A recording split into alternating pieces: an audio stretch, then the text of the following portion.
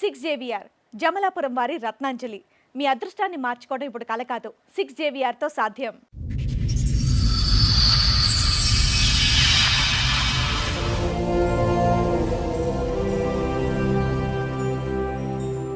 Madam నేను ఎంతవరకు ఎందుకు వచ్చానంటే మేడం చిన్న ప్రాబ్లం కాదు వల్ల రాలేదు మేడం, నేను చాలా పెద్ద ప్రాబ్లం వల్ల వచ్చాను మేడం.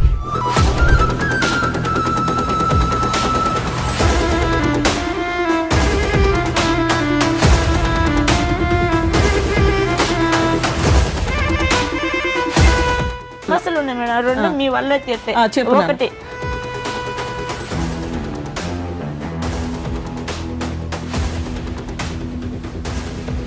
రెండోది వచ్చేసి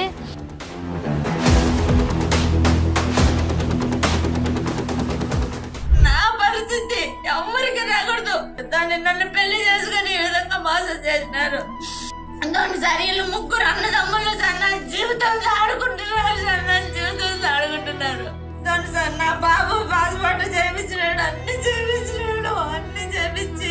లాస్ట్ కు నన్ను నడి రోడ్డు మీద వదిలేసినాడు సార్. కోవిడ్లో లైసెన్స్ సార్ ఇది బండి తోలుతారు అక్కడికి. దయించి నా భర్తని ఇంటికి పంపిస్తే నా ప్రాబ్లమ్స్ అన్ని సాల్వ్ అయిపోతాయి సార్, నన్ను పంపేయండి సార్.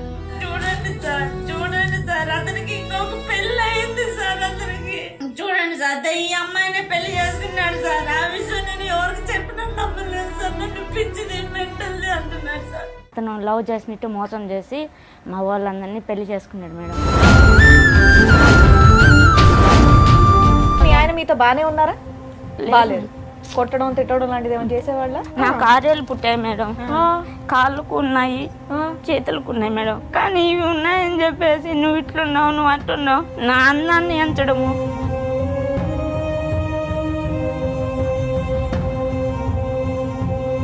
మా పెద్ద బావకు పెళ్ళి అయిపోయి కూడా పిల్లకాయలు లేక నాకే బిడ్డను గడియమని నన్ను అడిగాడు మేడం.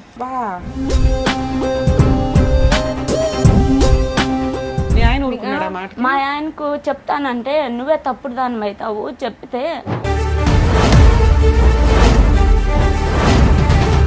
మీ బావ ఎప్పుడైనా బలవంతం చేశాడు? ఇట్లా కప్పేసి బాబా పీక్ మీద కత్తి పెట్టేసి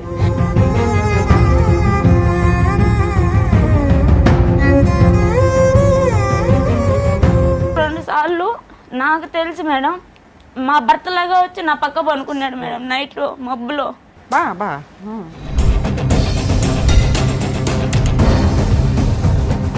ఆ ఫ్లాట్లో ఉన్నోళ్ళు కూడా భర్తతో సంసారం చేస్తుంది, బావతో కూడా మళ్ళీ ఉంది, ఇద్దరు మొగుళ్ళతో సంసారం చేస్తుంది అని చాలా అసహ్యంగా మాట్లాడుకున్నారు సార్.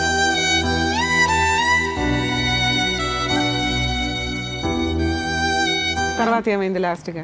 తర్వాత లాస్ట్కి మళ్ళీ 2014 లాస్ట్ వచ్చాడు మేడం.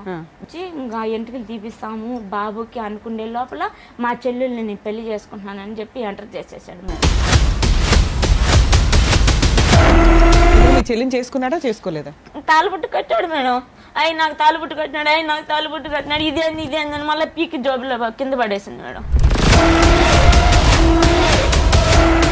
చిన్నప్పటి నుంచి నాకు 3 years ఉన్నప్పటి నుంచి మా నాన్న ఎలా ఉంటాడో నాకు తెలియదు మేడం. నాకు మా నాన్న అంటే ఇష్టం లేదు. మా నాన్నకి మా అమ్మకి ఏ సంబంధం ఉండకూడదు. ఈ డైవర్స్ అలాంటివి ఉంటాయి కదా, అవి ఇప్పించి మా అమ్మకి ఏం సంబంధం ఉండకూడదు సార్.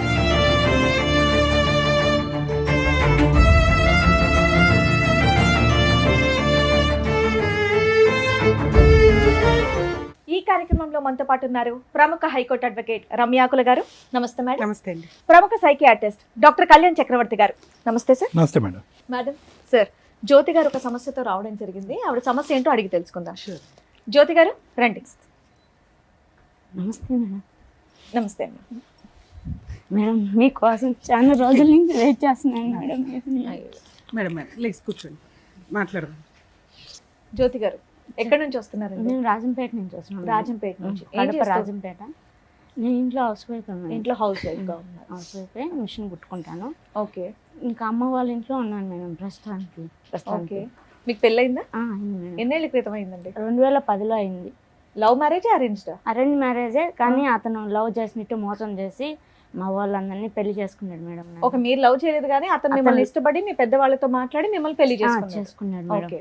ఏ సంవత్సరంలో పెళ్లి అయిందమ్మా? 2010 10వ నెల 21వ తేదీ 2010లో అయింది. 2010లో అయింది సార్. పిల్లలు? ఒక బాబు సార్, ఒక బాబు వెనకాల పాప పుట్టి చనిపోయింది. ఓకే. దాదాపు 15 ఏళ్ల తర్వాత మీరు మీ అమ్మ వాళ్ళ ఇంట్లో ఉన్నాను అని కంప్లైంట్ చేయడానికి ఇక్కడ వరకు 10 సంవత్సరాల నుంచి ఉన్నాను మేడం. 10 సంవత్సరాల నుంచి అమ్మ దగ్గరే ఉన్నారు? అమ్మ వాళ్ళ ఇంట్లోనే ఉన్నాను మేడం. మీ హస్బెండ్ ఏం చేస్తారు, మీరేం చేస్తారు? అంటే నేను చదువుకోలేదు మేడం, ఇంట్లోనే ఉన్నాను. నానమ్మ దగ్గర ఉన్నాను, మా నాన్నమ్మ దగ్గర. ఇంకా మా అమ్మ మా నాన్న ఇంకా మాకు పొలాలు ఏం పనిలేదని చెప్పేసి కోయట్కి వెళ్ళారు మేడం బతుకు తీరు కోసం. నాకు ఒక చెల్లి ఒక తమ్ముడు ఉన్నారు, వాళ్ళకి చదువు అబ్బింది, నాకు అబ్బలేదు. దానివల్ల ఇంకా కోయట్లో ఉన్నారు. మా బంధువులు చేశారు మేడం నాకు పెళ్ళి. మా బంధువులు అంటే మీ పేరెంట్స్ అక్కడే ఉన్నారు కాబట్టి మీ చుట్టాలు. అంటే ఎవరి దగ్గర ఉండేదానివి నువ్వు? మా నాన్నమ్మ దగ్గర. నానమ్మ దగ్గర బాగా మేము పల్లెలో ఉన్నాం, కానీ బాగా పరువుగానే ఉన్నాను మేడం. కానీ మా మీరు ఎంతమంది అక్క చెల్లెలు అన్నదమ్ములు ఎంతమంది అమ్మా మీరు? 2 అక్క చెల్లెలు ఒక అన్న తమ్ముడు సార్. నీకంటే 2 ఉన్నారా? పెద్ద నేనే ఆడపిల్ల పెద్ద, నెక్స్ట్ తమ్ముడు, లాస్ట్ చెల్లి. రాకూడదని రాలేదమ్మా, లేదంటే రాలేక రాలేదా మీ తల్లిదండ్రులు అంత దూరం నుంచి? అంటే కూతురు పెళ్లికి తల్లిదండ్రులు రాకపోవటం ఏంటి? మా నాన్న వచ్చాడు సార్ పెళ్లికి. అమ్మ రాలేని పరిస్థితుల్లో కోయట్ ఇంట్లో ఇరకపోయింది, పెళ్లికి రాలేదు. నాన్న వచ్చారు? నాన్న వచ్చాడు. సో అందరికి ఈ పెళ్లి ఇష్టమే. నీ వయసు ఎంత పెళ్ళైనప్పుడు? నా వయసు అప్పటికి 17 పూర్తయిపోయి 18 ఎంట్రింగ్ సార్ నాది. మీ వాళ్ళకి ఎందుకు ఇష్టం లేదు? మా వాళ్ళకి ఎందుకు ఇష్టం లేదంటే మేడం, వాళ్ళు మంచి వాళ్ళు కాదంట మేడం. ఎవరు కనిపెట్టారు మీ ఇంట్లో? మా నాన్న కనిపెట్టాడు మేడం. మీ నాన్న వచ్చిందే పెళ్లికి కదా నాన్న? పెళ్లికి వచ్చాడు మేడం. కుటుంబం తెలుసా? తెలుసు మేడం. ఫస్ట్ మా అమ్మమ్మ వాళ్ళ ఊళ్ళో చేసుకున్నారంట సార్, వాళ్ళ మేనత్త వాళ్ళు, మా మొగుడు మేనత్త వాళ్ళు చేసుకున్నారంట. చేసుకొని వాళ్ళు ఏదో ప్రాబ్లమ్స్ వల్ల చనిపోయినారంట వాళ్ళు, ఫ్యామిలీ. దానివల్ల వాళ్ళు మంచోళ్ళు కాదు, నువ్వు చేయలేవు మా వద్దు. ఒక్క సంఘటనతోనే ఆ కుటుంబం మంచిది కాదని అన్నాడు అతను. మొత్తం ఫ్యామిలీ చనిపోయిందా? ఫ్యామిలీ లేదు, వాళ్ళిద్దరు భార్యాభర్తలు చనిపోయినారు. మా భర్త వాళ్ళ మేనమామ మేనత్త వాళ్ళు చనిపోయినారు సార్. సరే, అర్థమైంది. చనిపోయినారు. దాంతో మా నాన్న వద్దు, వాళ్ళు ఏలుకోరు, వాళ్ళు పెళ్లి చేసుకున్నారు, వాళ్ళు మంచి వాళ్ళు కాదు, వద్దు, నా తల తాకట పెట్టైనా కూడా నేను ఏడనో చాట పెళ్లి చేస్తానన్నాడు సార్. ఈ సంబంధం తీసుకొచ్చింది ఎవరు నీకు? నాకు తీసుకొచ్చింది మా పెద్ద మేనత్త వాళ్ళ ఆడబిడ్డ,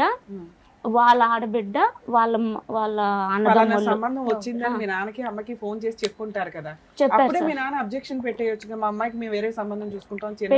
పెట్టాడు మేడం, మరి ఎందుకు చేశారు? పెట్టాడు. కానీ మా అమ్మకి మా నాన్నకు మధ్య గొడవ పెట్టేశారు మేడం వాళ్ళు. అంటే ఏదో వాళ్ళకి సంథింగ్ కుటుంబం కక్షలు అయితే ఉన్నాయి మేడం, ఏదో మా పెద్దవాళ్ళకు ఏదో ఉన్నాయి. కానీ దాంట్లో నన్ను ఇన్వాల్వ్ చేశారు మేడం. ఇన్వాల్వ్ చేసేసారు. చేసుకున్నాడు. బేస్తవారం అంటే బుధవారం వచ్చింది మేడం మా అత్తను తొడుకొని. అంటే పెద్దమ్మ అవుతుంది మేడం నాకు, ఆమె పేరు ఎల్లమ్మ. ఆమె తొడుకొని వచ్చింది. మా అత్త వాళ్ళు బుధవారం వచ్చిపోయినాడు. బేస్తవారము మళ్ళీ మా భర్తను తొడుకొని వచ్చింది. మళ్ళీ బేస్తవారం నిశ్చితార్థం, మళ్ళీ బేస్తవారం పెళ్లి చేసుకున్నాడు. పెళ్ళి 9 రోజులకి వెళ్ళిపోయినాడు మేడం కోయట్కి. ఆయన కూడా కువైట్ లోనే ఉంటాడా? కోయట్కి వెళ్ళిపోయాడు మేడం. అతను వాళ్ళు మాకేం బంధువులు ఏం కాదు మేడం, మాకు చాలా అసలు సంబంధమే లేదు. ఏం చేసేవాడమ్మా మీ ఆయన పెళ్ళైన కొత్తలో కువైట్ లో? అక్కడ కోయట్ లో ఎప్పటి నుంచో ఉన్నాడు. ఏం పని చేసేవాడు? డ్రైవర్ అంట sir. Driver. Company visa, plastic సామాన్లు అన్ని తిని పడేసేటి అవి ఉంటాయి కదా సార్, అన్ని షాప్. పెళ్ళైన 9వ రోజుకి వెళ్ళిన వ్యక్తి మళ్ళీ ఎప్పుడు వచ్చాడమ్మా నీ జీవితం? మళ్ళీ రాలేదు సార్. మళ్ళీ నన్నే కోయట్ కి సంవత్సరానికి తీసుకున్నాడు సార్. నువ్వు వెళ్ళావా? మళ్ళీ అక్కడికి సంబంధమే కువైట్ లో ఉన్నప్పుడు మీ అమ్మ నాన్న అక్కడ కూడా అబ్బాయిని పలకరించి ఉండొచ్చు కదా, అందరూ ఒకే చాట ఏ సండేనో కలవచ్చు కదా, బాబు ఇట్లా మరి మా అమ్మాయిని బాగా చూసుకుంటావా ఇది కాదని ఆయన అక్కడ మాట్లాడవచ్చు కదా.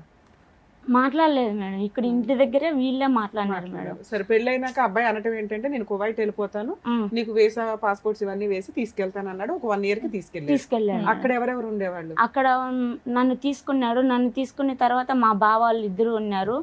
ఒక బావ వచ్చిపోతా ఉన్నాడు, ఒక బావ ఎక్కువ మా దగ్గర ఉండి డ్యూటీకి వెళ్తా ఉన్నాడు. ఇంకా వాళ్ళే ఉన్నారు మేడం. మీ బావకి పెళ్ళయిందా? మా పెద్ద బావకు పెళ్ళి అయిపోయి కూడా పిల్లకాయలు లేక అక్కడ వాతావరణంకి పుడతారని వచ్చి, అతను వాతావరణంకి పుట్టారో లేదో దేవుడు ఎరుగు, కానీ నాకే బిడ్డను గడియమని నన్ను అడిగారు మేడం. నన్నే బిడ్డను గడియమని అడిగారు మేడం. అసహ్యంగా మాట్లాడారు అక్కడ? అవును మేడం. అమ్మ నాన్న ఉన్నారు, కంప్లైంట్ ఇవ్వకపోయేట్లేదు, అసహ్యంగా మాట్లాడారు. నా పెళ్ళప్పటి నుంచి నేను ఇంకా వాళ్ళ మాట నేను చేసుకున్నానని చెప్పేసి ఆ బుద్ధుడి నుంచి ఈ బుద్ధుడి వరకు నన్ను మీ పేరెంట్స్ పట్టించుకోరు. పట్టించుకోవట్లేదు మేడం. కదమ్మా ఇక్కడ నువ్వు అన్న మాట కొంచెం ఇబ్బందికరంగా ఉంది. మీ బావతో నిన్ను పిల్లని కనమన్నారా లేకపోతే మిమ్మల్ని పిల్లలు కానీ ఒక పిల్లని ఎక్స్ట్రా ఇమ్మన్నారా? బావతోనే బావతోనే మేడం. మీ ఆయన ఊరుకున్నాడా మాట? మా ఆయనకు చెప్తానంటే నువ్వే తప్పుడు దాని అవుతావు, చెప్తే నా మాట వింటాడు మా తమ్ముడు. నేను ఎట్ట చెప్తే అట్టే వింటాడు మా మీరు తమ్ముడు. చెప్పారా లేదా ఇంతకీ ఇలా అన్నా సరే మీ ఆయనతో? నేను చెప్పలేదు మేడం. మీ మా ఆయన ఆయన అక్కడ ప్రవర్తన తీసుకెళ్ళాక మీ ఆయన మీతో బానే ఉన్నారా? లేదు. బాలేదు. కొట్టడం తిట్టడం లాంటిది ఏమైనా చేసేవాళ్ళ? అంతే. ఆ భయం ఆరేళ్ళు చెప్పలేదా? ఉన్నాయి నాకు, ఆరేళ్ళు పుట్టాయి మేడం. కాళ్ళకు ఉన్నాయి, చేతులకు ఉన్నాయి మేడం. అవి పుట్టడం నా తప్ప మేడం? అది చెప్పండి. పెళ్లిలోనే చూస్తుంటారు కదమ్మా. నేను ఇష్టపడే ఏమన్నా చేసుకున్నారా దాచిపెట్టుకుంటే దాగేటి కాదు కదా మేడం. కానీ ఇవి ఉన్నాయని చెప్పేసి నువ్వు ఇట్లున్నావు, నువ్వు అట్లున్నావు, నా అన్నాన్ని ఎంచడము, నన్ను ఎత్తి పొడవడమే తప్ప ఇంకా అతనికి నా మీద ప్రేమ లేదు మేడం. భార్య భర్తలుగా మేము ఏ రోజు సంతోషంగా ఉండింది లేదు మేడం. స్టార్టింగ్ మీరు ఏమన్నారు? మీ ఆయన మిమ్మల్ని ఇష్టపడ్డారు కాబట్టి మీ ఇంట్లో వాళ్ళతో అది మాట్లాడి నాటకం మేడం. ఇందుకు నాటకం ఆడాల్సిన అవసరం ఉంది? కట్నం ఏమన్నా మీరు భారీగా ఇచ్చారా? భారీగా అంటే నేను ఇంట్లో మా నాన్న వాళ్ళకు 3 కుటుంబాలకు పెద్ద కూతుర్ని నేను. మా నాన్న వాళ్ళు 3 అన్నదమ్ములు, అందరూ బాగా కోయట్లో ఉన్నారు. వీళ్ళు బాగా పరుగుల ఫ్యామిలీ, బాగా దండిగా తెస్తుంది, అందరూ కట్నం పెడతారని చెప్పేసి చేసుకున్నారు మేడం నన్ను. మా చిన్నాన్న వాళ్ళని అడగమన్నాడు మా నాన్న వాళ్ళ తమ్ముళ్ళని, ఒక్కొక్కరి దగ్గర 10 తులాలు బంగారు అడిగి పెట్టించుకో, ఏం నీకు ఆ హక్కు లేదా పెట్టేదానికి? పెట్టించుకో, నువ్వు పెట్టుకోకుండా ఎలా? ఎంతకాలం ఉన్నావు తల్లి కువైట్ లో? 2 ఏళ్ళు ఉన్నాను మేడం. 2 సంవత్సరాలు. ఈ 2 సంవత్సరాల్లో మీ బావ చేస్తున్న హెరాస్మెంట్ ని నువ్వు మీ ఆయనకి చెప్పలేదా? చెప్పలేదు మేడం. ఎప్పుడైనా మీ బావ బలవంతం చేశాడా? మేడం మీ బావ ఎప్పుడైనా బలవంతం చేశాడా? చాలా టార్చర్ పెట్టాడు మేడం. టార్చర్ పెట్ట మీరు, బలంతం పెట్ట మీరు. అమ్మ బలంతం చేసి తప్పుగా ఏమైనా ప్రవర్తించాడా? 1-2 సార్లు నాకు తెలిసి మేడం మా భర్తలాగా వచ్చి నా పక్క పనుకున్నాడు మేడం. నైట్ లో మబ్బులో.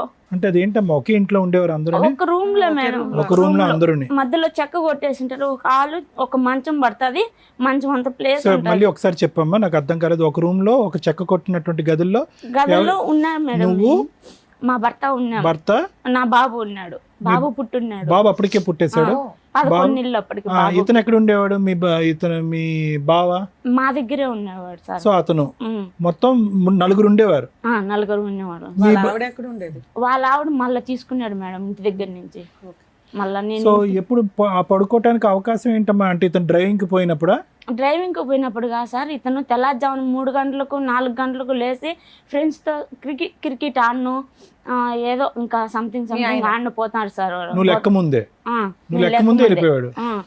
బాబు వచ్చేసి 1-2 వరకు నిద్రపోయేది లేదు సార్. బాబు డబ్బా పాలు బాబుకి, నా పాలు లేదు. సో మీకు కూడా చాలా మత్తు నిద్రలో ఉండేవారు. మత్తు ఇంకా నిద్రపోతే మెలకమే ఉండేది లేదు సార్. బాబుతో నాకు ఇతను వచ్చి పక్కన పడుకునేవాడు. 2 సార్లు పనుకున్నాడు సార్. 2 సార్లు పనుకొని అది కనుక్కొని నేను కొట్టి, ఆ ఫ్లాట్ లో ఉన్న వాళ్ళు కూడా భర్తతో సంసారం చేస్తుంది, బావతో కూడా మళ్ళీ ఉంది, 2 మొగుళ్ళతో సంసారం చేస్తుంది అని చాలా విగ్రహంగా మాట్లాడుకున్నారు సార్. ఆ బిల్డింగ్ లో ఉన్న వాళ్ళు, ఆ బిల్డింగ్ లో ఉన్న వాళ్ళు. ఇంత రూమ్ ఉంటుంది, ఇంత రూమ్ లో 2 ఫ్యామిలీలు. మీ ఆయన బుద్ధి లేదమ్మా? ఇట్లా మా ఆవిడని ఇబ్బంది పెడుతున్నాడు, మా బ్రదర్ని బయటికి పంపించేద్దాం ఎప్పుడు అనుకోలేదా? నేను మా భర్త ముందర ఒకలాగా ఉంటారు మేడం. కానీ నువ్వు చెప్పింది నమ్మాలిగా తల్లి. నిన్ను కాపాడుకోవాల్సింది మీ ఆయన. ఇలా బుద్ధి లేదు, ఏదో నిన్నే కొడతాడు చెప్తే. నువ్వేమో ఫస్ట్ నైట్ నుంచి కూడా నాకు అతనితో సంతోషం లేదు మేడం. నాకు ఒక జంతువులు పెంపకం ఎంతో, భార్యాభర్తల పెంపకం మాది కూడా అంతే మేడం. అందుకే ఇప్పుడు దాన్ని చెప్పేదాన్ని బట్టి ఏంటంటే ఇక్కడ నీ బావ పెద్ద రాక్షసుడా మీ ఆయనే పెద్ద రాక్షసుడా అనేది మాకు ఇప్పుడు డౌట్ ఉంది. ఇప్పుడు మీ బావకి, ఒక నిమిషం అమ్మా, మీ ఆయనకి మీ బావగారు చేసేటటువంటి ప్రతి పని అతనికి ఎరిగినే. అతను తెలియతానని నేనైతే అనుకోవట్లేదు, అంత తెలియకుండా ఉండదు. ఎందుకంటే అతను తిరిగి క్రికెట్ మ్యాచ్ నుంచో ఎక్కడి నుంచో తిరిగి వచ్చాక నువ్వు మొహం ఇలా పెట్టడం, అలా పెట్టడం, మూడీగా పెట్టడం పెడతావు. ఉంటాడు అతను ఎలాగా ఉన్నాయి? నీ మొహంలో బాధ అయితే నీ భర్తకు తెలుస్తుంది కదా, ఎందుకు అలా ఉన్నావు అని ఒక మాట్లాడతాడు కదా. ఎందుకు అలా ఉన్నావు, నన్ను కొడతాడు. నోట్లో మాట కనీసం ఏ రోజు అడిగినోడు కాదు సార్ నన్ను. ఏమి కష్టం ఉంటే నా కష్టం ఇదే అని చెప్తే వినే పరిస్థితిలో కూడా ఉండడు. ఏదన్నా ఎప్పుడన్నా చెప్తే ఏదో నిన్నే కొడతాడు. దానికి భయపడి నువ్వు ఈయన ఎంత చేస్తున్నా ఏం చెప్పేదాన్ని కాదు. ఉండలేక ఇక్కడేమో అమ్మా నాన్న సపోర్ట్ చేయరు, ఇక్కడేమో భర్త సపోర్ట్ చేయడు. ఈ 2 తెలిసి వీడేమో మృగం లాగా నీ మీద మధ్య మధ్యలో ట్రైల్ అయితే వేస్తూ ఉన్నాడు. ఎప్పుడైనా ఏమైనా చేశాడా లేకపోతే ట్రైల్స్? తెలియదు మేడం, దేవుడికే తెలియాలన్నా. ఎంత నిద్రపోయినా ఏమన్నా కలుస్తుంటే తెలుస్తుంది కదమ్మా ఫిజికల్ గా. అతను మా భర్త లాగానే 2 సార్లు ప్రవర్తించాడు మేడం. దానివల్ల నేను సరే. కనుక్కున్నాను మేడం. నువ్వు చెప్తూ అమ్మా, మీరు చెప్పేది నిజంగా నమ్మసక్యంగా లేదు, మీరేమనుకోవద్దు.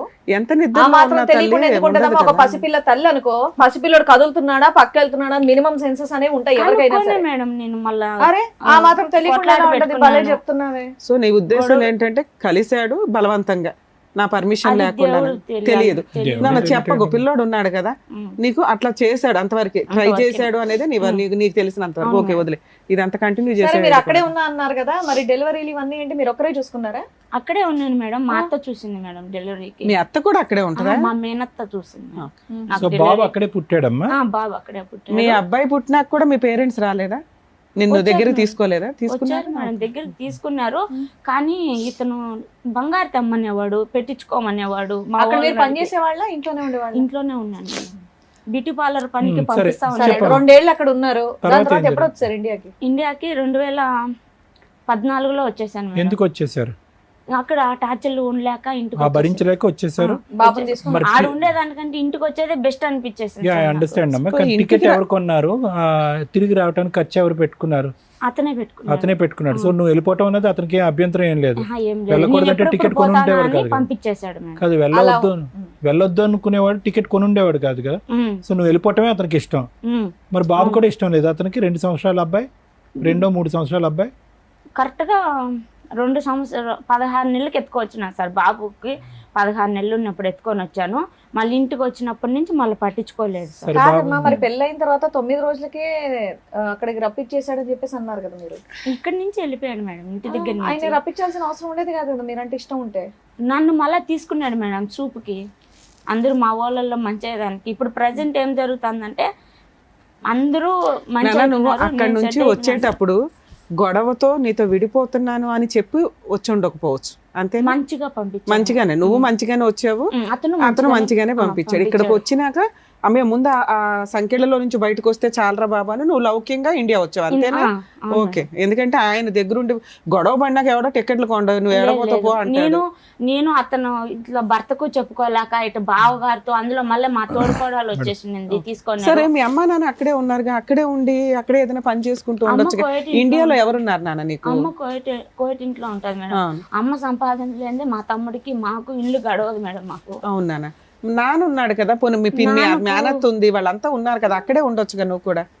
అక్కడ వాళ్ళు ఉంటే ఎప్పుడు నీ వాళ్ళు అని ఏదో ఒక రకంగా టార్చర్ మేడం. నాకైతే ఏ రోజు సుఖం లేదు మేడం. ఇండియా వచ్చేస్తేనే సేఫ్ అనుకున్నావు నువ్వు, అక్కడ ఉండడం కంటే. ఓకే, వచ్చేసి ఇక్కడ ఏం చేసావు? ఇక్కడికి వచ్చాను మేడం, అత్త వాళ్ళ ఇంటికి వెళ్దాం అనుకున్నాను. అక్కడికి వెళ్తే ఇంకొక బావ తాగి కొడతాడు మేడం నన్ను. బాగా తాగి కొట్టేవాడు. అసలు ఉన్నావా ఎప్పుడైనా అత్తగారి ఇంట్లో? మరి లేనప్పుడు కొడతాడని ఎలా ఉన్నాను చెప్తాను మేడం కొద్ది రోజులు. ఆ 2 రోజుల్లోనే 2 సార్లు 3 సార్లు కొట్టాడు మేడం. ఇంట్లోకి వెళ్ళగానే కొట్టేస్తారు ఎవరైనా? కొట్టాడు మేడం. 8 లక్షలు డబ్బు తీసుకున్నాడు. 8 లక్షలు డబ్బు తీసుకున్నాడంట మేడం మా భర్త ఆయన దగ్గర. నిన్ను ఎందుకు కొట్టడం? వాళ్ళ తమ్ముడే కొట్టుకుంటే సరిపోతుంది. లేదంటే నిన్ను కొట్టాలని చెప్పి తాగి అతను ఎట్టంటే అట్ట మాట్లాడి కొట్టాడు మేడం. ఆ డబ్బులు పోలీస్ స్టేషన్ కి వెళ్ళి కంప్లైంట్ ఇవ్వలేదు? ఇచ్చాను మేడం. ఇచ్చితే పోలీస్ స్టేషన్ లో టౌన్ పోలీస్ స్టేషన్ లో ఇచ్చాను మేడం. ఇస్తే అతనికి కావాల్సిందల్లా తాగి అట్లా చేస్తున్నాడు పోమ్మా, నీ జోలికి రాడు, వచ్చితే ఇంకొకసారి కేసు కట్టేస్తాము, కేసు కట్టేసి ఇంకా జైల్లో పెట్టేస్తాం, నీ జోలికి రాడుకో అని చెప్పి సర్ది చెప్పి పంపించాడు. మళ్ళీ ఒకసారి మళ్ళీ అట్లే కొట్టనొచ్చాడు. 8 లక్షలు డబ్బులు ఇస్తావా అని చెప్పి ఒకరోజు మళ్ళీ కొట్టనొచ్చాడు మేడం. మళ్ళీ ఫోన్ చేశాను. మళ్ళీ ఫోన్ చేస్తే ఊళ్ళో పెద్ద మనుషులకు చెప్పారు. ఊళ్ళో పెద్ద మనుషులు చెప్తే ఆయనతో ఏం పని రా నీకు ఏం పని అవసరమా? మీ ఇద్దరు సంబంధమే అంతంత మాత్రం ఉన్నప్పుడు డైరెక్ట్ గా అతను కువైట్ లో ఫోన్ చేసి అతన్ని బెదిరించవచ్చు కదా. నిన్ను కొడితే ఏం లాభం? అక్కడ పడలేక కదా నువ్వు వెనక్కి వచ్చావు. అక్కడ పడలేక నువ్వేమి ఇక్కడ తీర్థయాత్రలకో ఇంకో దానికో రాలే కదమ్మా. అక్కడ పడలేక వెనక్కి వచ్చావు. ఆ పరిస్థితి అతనికి బాగా తెలుసు. నన్ను ఎందుకురా కొట్టేది, అక్కడ ఫోన్ చేసి అడుగు అని చెప్పొచ్చుగా. చెప్పాను చెప్తే కూడా నన్ను నోట్లోంచి మాట రానిచ్చే వాళ్ళు లేదు సార్. నన్ను మళ్ళీ వెళ్ళావమ్మా ఎప్పుడైనా కువైట్? వెళ్ళాలి అప్పటి నుంచి. అప్పుడు నువ్వు కాపురం చేసింది 2 years కదా కువైట్ లో? 2 years ఉన్నాను అత్త వాళ్ళ ఇంట్లో. ఇంకా ఈ పెళ్ళైన నుంచి సంవత్సరం ఒక 2 నెలలు అటు ఇటుగా ఉంటా ఉన్నాను. తర్వాత ఏమైంది లాస్ట్ గా? తర్వాత లాస్ట్ కి మళ్ళీ 2014 లాస్ట్ వచ్చాడు మేడం. బాబుకి ఎంటుకలు తీపియాలని చెప్పేసి. నేను వచ్చిన ఒక 5-6 నెలలకి వచ్చాడు. అప్పటికి ఇంకా 2015 స్టార్ట్ అయింది మేడం. బాబుకి 3వ సంవత్సరం అనింది. 11 నెల 12వ తేదీకి వచ్చి ఇంటికి తీపియాలని చెప్పి అన్ని చూశాడు మేడం. చూడడంలో ఏం చేశాడంటే అప్పటికి నేను మా అమ్మ వాళ్ళ ఇంటి దగ్గరికి వెళ్ళాను మేడం. నేను ఇక్కడ బాబుని పెట్టుకొని ఉండలేక ఎవరు పట్టించుకునే వాళ్ళు కాదు. ఖర్చులన్నీ పంపించాడా ఆ 1 year లో? 6 నెలలు పంపించాడు మేడం. ఓకే. బాబు వచ్చినాక 6 నెలలు పంపించాడు. మళ్ళీ లేదు మేడం, నాకు ఒక్క రూపాయి నాకు తెలియదు. మళ్ళీ అక్కడ ఉన్నప్పుడు వచ్చాడు మేడం. వచ్చి ఇంకా ఎంట్రుకలు తీపిస్తాము బాబుకి అనుకునే లోపల మా చెల్లెల్ని నేను పెళ్లి చేసుకుంటున్నానని చెప్పి ఎంటర్ చేసేసాడు మేడం. నువ్వే కష్టాలు పడ్డావు, మళ్ళీ నీ చెల్లిని చేసుకుంటాడంటే ఎందుకు? నువ్వు ఆల్రెడీ పిల్లలు కన్నావు కదా. ఏంటి చెల్లిని చెల్లిని చేసుకుంటా అన్నాడు. అని ఎవరితో అన్నాడు? నీతో అన్నాడా? నాతో అనలేదు సార్. మా పాపకి కొంచెం సైకలాజికల్ ప్రాబ్లం ఉంది సార్. 8 సంవత్సరాల బిడ్డప్పటి నుంచి హాస్పిటల్లో చూపిస్తా ఉన్నారు సార్. మా ఇంట్లో 3 తరాల నుంచి 4 తరాల నుంచి కొంచెం ఆడవాళ్ళకి సైకలాజికల్ ప్రాబ్లం. ఇప్పటికీ మా అత్త వాళ్ళు 2 అలానే ఇంటికి పరిమితం అయినారు సార్. కదమ్మా, ఇప్పుడు ఎవరికి సైకలాజికల్ ప్రాబ్లం ఉంది అంటున్నారు మీరు? మా చెల్లెళ్ళకి, మా ఇంటి ఆడబిడ్డలకు, అంటే మా అమ్మ వాళ్ళు. ఎంతమంది చెల్లెళ్ళు నీకు? ఒకళ్ళేగా. ఆ చెల్లికి సైకలాజికల్ ప్రాబ్లం, పెళ్ళి అవ్వల.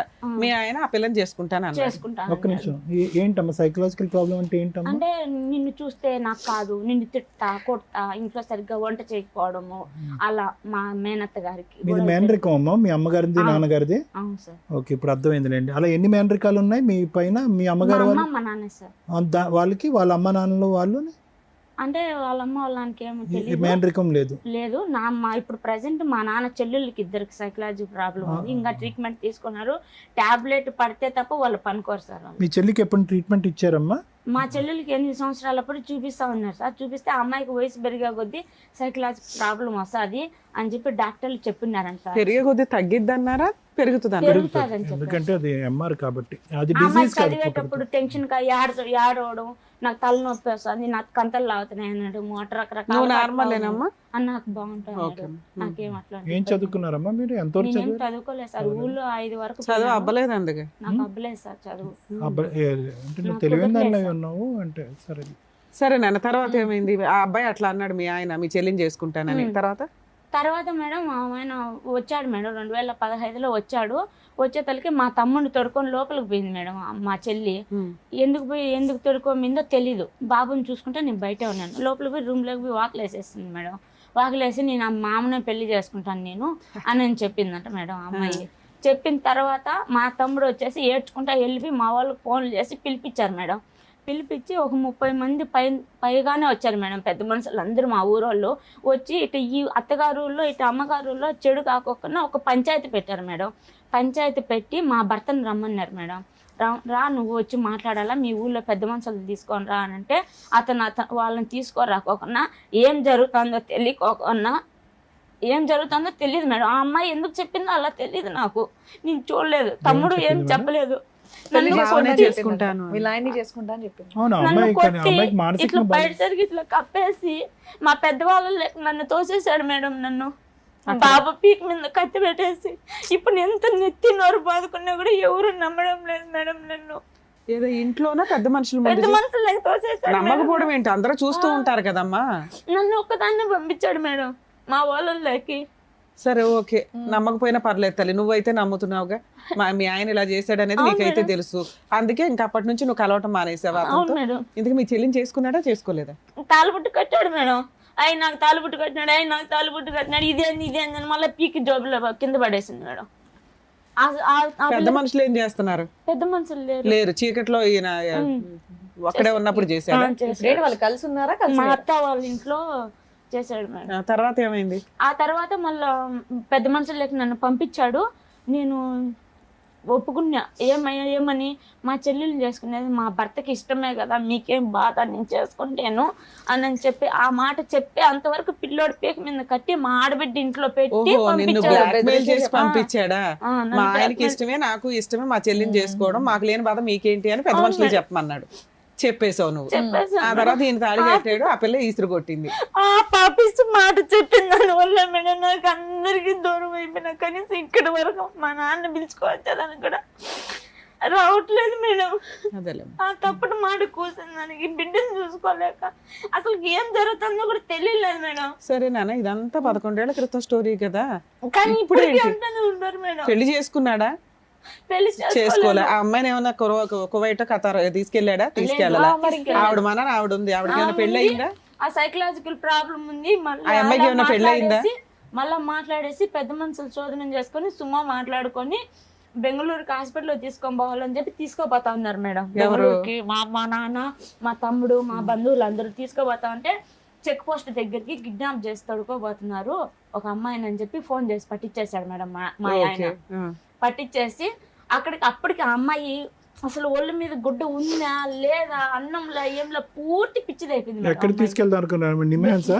బెంగళూరుకి సార్. ఎక్కడ? నిమ్హాన్స్ కా? గవర్నమెంట్ హాస్పిటల్ కా ప్రైవేట్ కా? గవర్నమెంట్ హాస్పిటల్కి, నిమ్హాన్స్ హాస్పిటల్కి సార్. అవును, అలా కిడ్నాప్ చేస్తున్నారని తీసుకెళ్ళినప్పుడు మీకు అపాయింట్మెంట్ ఇది ఉంటుంది కదా, అపాయింట్మెంట్ మెసేజ్ కానీ లెటర్ కానీ. లో మా వాళ్ళ శోధనం చేసుకునేసినారు సార్. ఆ అమ్మాయిని తీసుకొని బలవంతంగా తీసుకోబోతా ఉన్నారు సార్. ఆ అమ్మాయి చాలా కేకలేయడము, ఇంకా పరిస్థితి బాగాలేదు. పరిస్థితి బాగలేదు ఆ అమ్మాయికి. రోడ్డు మీద వదిలేస్తే ఇంక ఎట్లా పోతుందో తెలియదు, అట్లా ఉండింది. ఇదంతా 10 ఏళ్ల క్రితం స్టోరీ. కరెక్ట్ గా 2015లో జరిగింది మేడం. 2010లో జరిగింది. చెక్ పోస్ట్ కాడికి అమ్మాయికి ట్రీట్మెంట్ ఇప్పించలా, అయిపోయింది అక్కడితో. తర్వాత మా ఆయన పోలీసు వాళ్ళకి డబ్బులు ఇచ్చి, లేడీ కానిస్టేబుల్ డబ్బులు ఇచ్చి కుక్కలకు రక్తం పోసేట్టుగా కొట్టించాడు మేడం అమ్మాయిని. మామను పెళ్లి చేసుకుంటాను అని అంటాంది, కావాలని కోపట్టింది అమ్మాయికి అని. మీ ఆయనకి ఇష్టమే కదమ్మా అమ్మాయిని చేసుకోవటం మేడం. బాబు మీద పీక మీద కత్తి పెట్టి చేసుకుంటా అని చెప్పి అతను తప్పించుకునేదానికి అలా చేశాడు మేడం. నీ గొడవ తప్పించుకోవడానికే? నా గొడవ కాదు మేడం. అమ్మాయికి నా పెళ్ళప్పటికి 13 సంవత్సరాలు మేడం. 13 సంవత్సరాలు పాపప్పుడు మా ఇంటికి వచ్చినాడు మేడం పెళ్లి చేసుకుని. అతను మల్లెబెల్లికి వస్తారు కదా, అప్పుడు ఈ అమ్మాయి స్నానం చేస్తా ఉన్నిందంట మేడం బాత్రూమ్ లో. ఏం చెప్తున్నావు నీకు అర్థం అవుతుందా? అన్ని కలిపి చెప్తున్నానా? నువ్వు చెప్పిందే మళ్ళీ నువ్వు రివర్స్ వేరేగా చెప్తున్నావు. సరే చెప్పండి, ఎందుకు కొట్టించాడమ్మా? ఎందుకు కొట్టించాడు? బాత్రూమ్ లో పెళ్లి చేసుకుంటాను అంది అని కొట్టించాడంట. నన్ను ఎవరు నువ్వు పెళ్లి చేసుకోవడానికి? ఫస్ట్ టైం బాబు ఫస్ట్ ఏం చెప్పానా? కత్తి పెట్టి లోపలికి వెళ్ళి పెద్ద మనుషుల్లో అలా ఒప్పించేశాడు మేడం. అవును, అప్పుడు నువ్వు వచ్చి చెప్పొచ్చు కదా, మా ఆయన చేసుకుంటాను అన్నాడు, తాళి కట్టాడు, మా చెల్లి పీకేసింది, అవతల పడేసింది అని చెప్పొచ్చుగా. మళ్ళీ నాకు తెలియకోకుండా మళ్ళీ పోలీస్ స్టేషన్ ఈ రకంగా పంచాయతీ ఏం పేరమ్మా? మీ పేరు? జ్యోతి సార్. ఎందుకు వచ్చారు ఈ రోజు మీరు? ఫస్ట్ అది చెప్పండి, దాన్ని బట్టి వెనక్కి వెళ్తారు. కానీ ఇంకా 2015లోనే ఉన్నాం, అరగంట బట్టి. ఎందుకు వచ్చారు ఈ రోజు? సార్ నాకు మా భర్త అప్పుల్లో ఇరికిచ్చేసారు సార్. మా చెల్లి మాట ఎత్తుతున్నారు సార్. ఫైనాన్షియల్ నువ్వు విడిగిపోయావు కదా, విడిపోతే ఆయన అప్పులకి నీకేం సంబంధం? నువ్వేం కేసులు వేయలేదా? ఏం కేసులు వేసావు చెప్పు? వేసావు. ఇంకా అది పట్టించుకోవడం లేదు, జరగడం లేదు మేడం. మళ్ళీ కంప్లైంట్ ఇచ్చాను. మెయింటెనెన్స్ కేసు వేసావా? పిల్లడికి నీకు మెయింటెనెన్స్ కావాలని ఏమి ఆయన పంపిస్తున్నాడా డబ్బులు? డబ్బులు పంపించకపోతే ఎలా బతుకుతున్నావు నువ్వు? మా అమ్మోళ్ళ ఇంట్లోనే ఉన్నా మేడం. అమ్మే అప్పులు ఏంటమ్మా? ఒక ఫైనాన్షియల్ అప్పులు ఏంటమ్మా? ఎవరు చేసిన అప్పులు ఎందుకని? సార్ ఈ రోజు ఎందుకమ్మా ఇక్కడికి వచ్చావంటే మా ఆయన అప్పుల్లో నన్ను ఇరికించాడు అని అంటున్నావు. డబ్బులు ఇవ్వనోడు నిన్ను అప్పుల్లో ఎలా ఇరికించాడు? అప్పుల్లో సార్ అంటే నేను ఒక్కొక్కటి విడివిడిగా చెప్తాను సార్, అన్ని కలిపి చెప్తే కన్ఫ్యూజ్ అయిపోతున్నాను నేను. అప్పుల్లో అంటే సార్ 2014లో ఇంటికి వచ్చాడు కదా సార్, అప్పుడు భూమి కొన్నాడు సార్. భూమి కొని నా బంగారు 12 తులాలు బంగారం ఉంది సార్, బ్యాంకులో పెట్టి భూమి కొన్నాడు సార్. భూమి కొని ఎవరి పేరు మీద పెట్టాడు? అది అతని పేరు మీద కొన్నాడు, మళ్ళీ నా పేరు మీదకి రాపిచ్చాడు సార్ కోయిట్ పెట్టేటప్పుడు. అవి పాస్బుక్లు అవన్నీ తాకట్టు పెట్టించాడు అనమాట. అప్పులు ఎక్కువైపోయినాయని చెప్పేసి తాకట్టు పెట్టించేసి ఈ గొడవలు జరిగినాయి సార్. 2015లో వెళ్ళిపోయినాడు. వెళ్ళిపోయి ఏం జరిగినాయో నాకు తెలియదు సార్. నాకు ఒక మ్యాజిక్ లాగా అన్ని చేసేసాడు సార్ మా భర్త. ఎంత డబ్బులు అప్పు చేసాడమ్మా? తాకట్టు పెట్టి ఎంత తీసుకున్నాడు డబ్బులు? నా బంగారు పెట్టి 1,00,000 రూపాయలు తీసుకున్నాడు. ఒకసాట బ్యాంకులో వచ్చి మళ్ళీ ఇంకోసాట 50,000 తీసుకున్నాడు. తీసుకుని 12 తులాల బంగారు ఒకే చోట పెట్టలేదు సార్, 2 విధాలుగా పెట్టాడు. తీసుకున్నాడు. అవి ఉన్నాయి సార్ నా దగ్గర కూడా. ఎంత అప్పులు ఉన్నాయి? నిన్ను ఎవరు అడుగుతున్నారు? ఆ అప్పులు తెమ్మని కాడ తెచ్చి ఇమ్మని కాడ ఇచ్చాను మేడం. భూమి మీద సంతకాలు పెట్టి తీసుకున్నావా? పెట్టాను మేడం. ఓవరాల్ గా ఎంత అప్పులు ఉన్నాయి నీకు? 10 పైన ఉన్నాయి మేడం. 10 లక్షల దాకా. ఇక్కడికి ఎందుకు వచ్చావు? ఇక్కడికి ఎందుకు వచ్చానంటే మేడం, నాకు అప్పులు ఎక్కడున్నా నన్ను నా బిడ్డను ఎవరు అడగకూడదు, అది క్లోజ్ కావాలి మేడం. నా బాబుని ఇబ్బంది పెడుతున్నాడు, స్కూల్ కాడికి పోయి బాబుని పట్టుకొని కిడ్నాప్ చేసేస్తే ఎవరంటున్నారు? అప్పులు వాళ్ళు సార్. అప్పుడు వాళ్ళ అమ్మ వచ్చి కడతాది, వాళ్ళ అమ్మ నీతో పాటు ఎవరైనా వచ్చారా ఇక్కడ మాట్లాడడానికి? నాతో పాటు. నీ పేరు మీద భూమి ఉందన్నావు కదా ఇప్పుడు, మరి అమ్మేసి కట్టేయచ్చు కదా. అది వేరే వాళ్ళు ఆయకంలో పెట్టేస్తున్నాడు, అన్ని చిక్కులు ఇరికిచ్చేస్తున్నాడు మేడం. అప్పు నెంబర్ 1 అది. అప్పు నెంబర్ 2 ఏంటి? అప్పు నెంబర్ 2 అంటే ఇంకా ఊళ్ళో ఇల్లు స్థలం ఉంది సార్ మా బావ వాళ్ళది. ఊళ్ళు ఇల్లు స్థలం ఉంటే 4 అన్నదమ్ముళ్ళు, మా భాగం మా మధ్య. అక్కర్లేదమ్మా. నెంబర్ 2 అప్పు ఏంటో చెప్పండి. అప్పులు తీర్చే వేదిక కాదు ఇది, అర్థమైందా? మీరు ఇక్కడ అప్పులు తీర్చరు. నాకే బోల్డెన్ అప్పులు ఉన్నాయి, అవన్నీ కాదు, ఇక్కడ అప్పులు తీరుస్తారని కాదు. నీ భర్తతో నీకేమన్నా సమస్య ఉందా? ఫైనాన్షియల్ ఆస్పెక్ట్ ఇక్కడ ఏమీ చేయమమ్మా. ఆ ఆశతో, ఆ కోరికతో, ఆలోచనతో వచ్చుంటే కనుక వచ్చిన దారినే మీరు వెళ్ళొచ్చు. అలా అయితే కొన్ని లక్షల మంది వస్తారు, నాకు 10 లక్షల అప్పు ఉంది, 20 లక్షల అప్పు ఉంది, పద్మవ్యూహంలో లెక్క తీరుస్తారంటే అని వస్తారు. దాని గురించి కాదు. నీ భర్త దగ్గర నుంచి నీకేమన్నా అన్యాయం ఉందా? మీ కుటుంబ సభ్యుల దగ్గర నుంచి మేము ఏమన్నా అన్యాయం ఉందా? అప్పు ఎలా తీర్చాలన్నది మీరు బయటకు వెళ్ళి లెక్క తేల్చుకోండి. ఆ లెక్కలు ఇక్కడ చెప్పకండి. కానీ నాన్న, నీకు ఇంత అన్యాయం జరిగితే నువ్వు న్యాయం కోసం వేయాల్సిన కేసులు ఎందుకు వేయలేదు ఇప్పటిదాకా? నాకు తెలిసినంత వరకు ఆ ఒక్క కేసు వేసాను మేడం, అదే ముందుకు అవునా? వెళ్ళలేదు. ఇప్పుడు మా ఎపిసోడ్ లో చూస్తాము అనేది నువ్వు అర్థమైపోయింది దీన్ని బట్టి. ఎందుకంటే ఇక్కడ ఏదో న్యాయం జరిగిద్దని వచ్చావు అంటే మా ఎపిసోడ్లు అన్ని చూస్తున్నట్లే. అవును మేడం. లీగల్ గా ఎలా ఉంటది, ఏం కేసులు వేసుకోవాలి, మీ ఆయన దగ్గర నుంచి ఆ డబ్బులు ఎట్లా వసూలు చేసుకోవాలి, ఉచిత న్యాయ సహాయం చేసే ప్లేసులు ఎక్కడ, ఇవన్నీ నేను మాక్సిమం ఎపిసోడ్లో చెప్తూనే ఉన్నా. అలా ఎందుకు మీరు ప్రయత్నించలేదు? ప్రయత్నించాను మేడం. ఇప్పుడు కూడా ఒకటి కంప్లైంట్ అర్జీ ఇచ్చున్నాను మేడం స్టేషన్ లో. నువ్వు ఓన్లీ పోలీస్ స్టేషన్ కేసే ఇస్తున్నావు. ఇస్తున్నా. ఈచ్ కోర్టుకి కేసు యొక్క వెళ్ళిపోవాలని- ఒక్క నిమిషం నాన్న, ఈచ్ కేసు యొక్క పవర్స్ వేరు. నీ అప్పు తీరాలి అంటే దానికి వేయాల్సిన కేసు వేరే. అవును. ఓకేనా? అది ఏ అడ్వకేట్ ని కలిసినా చెప్తారు కదా నాన్న. మేడం నేను ఎంతవరకు ఎందుకు వచ్చానంటే మేడం, చిన్న ప్రాబ్లం కాదు వల్ల రాలేదు మేడం, నేను చాలా పెద్ద ప్రాబ్లం వల్ల వచ్చాను మేడం. మా చెల్లెల విషయంలో ఏ తప్పు లేదు మేడం, ఆ అమ్మాయికి హెల్త్ ప్రాబ్లమ్స్ మేడం. కాబట్టి నా దగ్గర పేపర్లు ఉన్నాయి. 2 నెలలు కుక్క కంటే ఈనంగా పన్నాను మేడం నేను హాస్పిటల్. పిల్లోడు చదువుకుంటున్నాడా? ఇల్లు ఎలా గడుస్తుంది నీకు? అమ్మాయి మేడం, నేను మిషన్ కుట్టుకుంటా. ఒక కన్ను మా చెల్లి మీద ఎలా, ఒక కన్ను నా బిడ్డ మీద వేసి చూసుకొని. మీ చెల్లి బాధ్యత నీకెందుకమ్మా? నీ చెల్లి బాధ్యత మీకెందుకు? ఎవరు లేరు. మీ తమ్ముడు ఏం చేస్తున్నాడు? తమ్ముడు ఉన్నారు కానీ అమ్మాయికి హెల్త్ ఇప్పుడు ప్రాబ్లం. ఎంత అమ్మాయి వయసు ఎంత? ఇప్పుడు 26-27 ట్రీట్మెంట్ నడుస్తుందమ్మా? నడుస్తుంది సార్. రిహాబిలిటేషన్ యూనిట్లో ఎప్పుడన్నా పెట్టారా? మెంటల్ హెల్త్ అసైలంలో ఎప్పుడన్నా పెట్టారా? అదేమో తెలియదు సార్, నా దగ్గర అయితే పేపర్లు మందులు వాడుతుందా? వాడుతుంది సార్. ఇప్పుడు స్థిమితంగానే ఉందా తను? అవును సార్. లేదంటే అక్కడ ఏమైనా రిహాబిలిటేషన్ సెంటర్లో నేను రికమెండ్ చేసి పెట్టించమంటారా? ఇప్పుడు ఒకటమ్మా, ఒక పక్క నుంచి నేను అబ్బాయిని చూసుకోవాలి, ఇంకో పక్క నుంచి చెల్లిని చూసుకోవాలి అంటే కనుక అవును. ఈరోజు అది చాలా కష్టసాధ్యం. నీ కొడుకు మీరు తేరుకుని బయటపడటానికి ప్రయత్నం చేయండి, మీ కాళ్ళ మీద మీరు నిలబడండి. ఆ అమ్మాయికి ఏదన్నా మానసిక పరిస్థితి బాగాలేదు, మీ లోకల్ ఏరియాలో రీహాబిలిటేషన్ సెంటర్లో పెట్టుకుని కంటిన్యూస్గా నీమే బరువు లేకుండా అమ్మాయికి ట్రీట్మెంట్ ఇప్పించాలంటే మీ ఏరియాలో నాకు చాలామంది తెలుసు, ఆ ఏర్పాటు నేను చేస్తా. ఆ సమస్య గురించి ఇక్కడ మీరు ముడిపెట్టకండి. ఇప్పుడు మీరు ఏ సమస్య గురించి వచ్చారో అనేది చాలా క్లియర్ కట్గా మాట్లాడుకోవాలి. ఫస్ట్ ఓపెనింగ్ ఏమన్నారు? ఏమండి నాకు ఇన్ని అప్పులు ఉన్నాయండి, ఒక్క అప్పు వాడు కూడా నా మీదకి రాకూడదంటే అప్పు తీసుకున్నవాడు మీదకి ఎందుకు రాడమ్మా? వస్తున్నారు సార్. మరి ఇప్పుడు మా వస్తారమ్మా. భర్త మాటలు నేను వాడు మోసపోయినాను కుటుంబాన్ని పోషించాలి. నీ భర్త మాటలు విని ఎలా మోసపోయారు మీరు? అది క్లారిటీ ఇవ్వండి నాకు మీ ఒక్కసారి. తమ్ముడు ఏం చేస్తున్నాడమ్మా? అమ్మా ఫస్ట్ ఆఫ్ ఆల్ అక్కడికి వెళ్ళాక మీ ఆయన ఫస్ట్ డే నుంచే అసలు మీరు ఎప్పుడు సుఖంగా లేరు, ఎప్పుడు కొడతాడు నా మాట విన్నప్పుడు, అలాంటి 4 ఏళ్ల మనిషి తర్వాత ఒక చిన్న పిల్లాడు ఉన్నప్పుడు ఆయన పెట్టమన్న చోట సంతకాలు ఎలా ఎందుకు పెట్టావు? నువ్వేమన్నావు? నాకంతా బానే ఉందండి, నేను నార్మల్ గా ఉన్నాను, నేను కరెక్ట్ గా ఉన్నాను. మేడం. మరి ఆ మాత్రం జ్ఞానం లేదా? అక్కడ దుబాయ్ తీసుకెళ్లి నిన్ను నానా హింసలు పెట్టారు, మరి అలాంటి వాళ్ళ మీద నమ్మకంతో ఎలా పెట్టావు? భూమి కొన్నాను బాబుకు మనకే కదా అని చెప్పి అలా ఆశ అమ్మ పెట్టేస్తాడు ఏమన్నా మేడం. అన్నాడు, నీ పెళ్ళి అయ్యే టైంకి నీకు 16 సంవత్సరాలు, నువ్వు సంతకం పెట్టే టైంకి నీకు 21 సంవత్సరాలు. 21 సంవత్సరాల పాటు 5 సంవత్సరాల పాటు నరక యాతన అనుభవించాను. మెడపట్టుకుని బయటకు గెంటేశాడు. అక్కడ బావ కరెక్ట్గా లేదు, భర్త కరెక్ట్గా లేడు, కొడుకు అనేటటువంటి జ్ఞానం కూడా లేకుండా టికెట్ కొని వెనక్కి పంపించండి. ఎలా నమ్ముతావు? ఇప్పుడు నీ మాట మమ్మల్ని ఎలా నమ్మంటావు? నీ మాట మమ్మల్ని ఎలా నమ్మంటావు? కొడుకు గురించే అని అన్నావు. పోనీ అది ఒక ఎత్తు. రెండోది, మూడోది, నాలుగోది, 4 అప్పులు చెప్తున్నావు నువ్వు. 4 భారీ స్థాయి అప్పులు, 10 లక్షలు.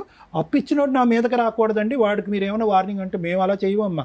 అప్పు ఇచ్చినోడు వాడు కడుపుమంట వాడు చెప్పడా? వాడు బాధపడ్డా? చెప్తారు. ఫైనల్గా సంతకాలు పెట్టి ఎవరు మీడియేషన్ ద్వారా అప్పులు చేయబడి, నేను ఎవరు బలవంతం చేసి ఎవరు అప్పులు తీసుకోలే కదా. ప్రతి చోట నీ సంతకం ఉండుంటుంది, ప్రతి చోట నువ్వు పెట్టినటువంటి తాకట్టు ఉంటుంది.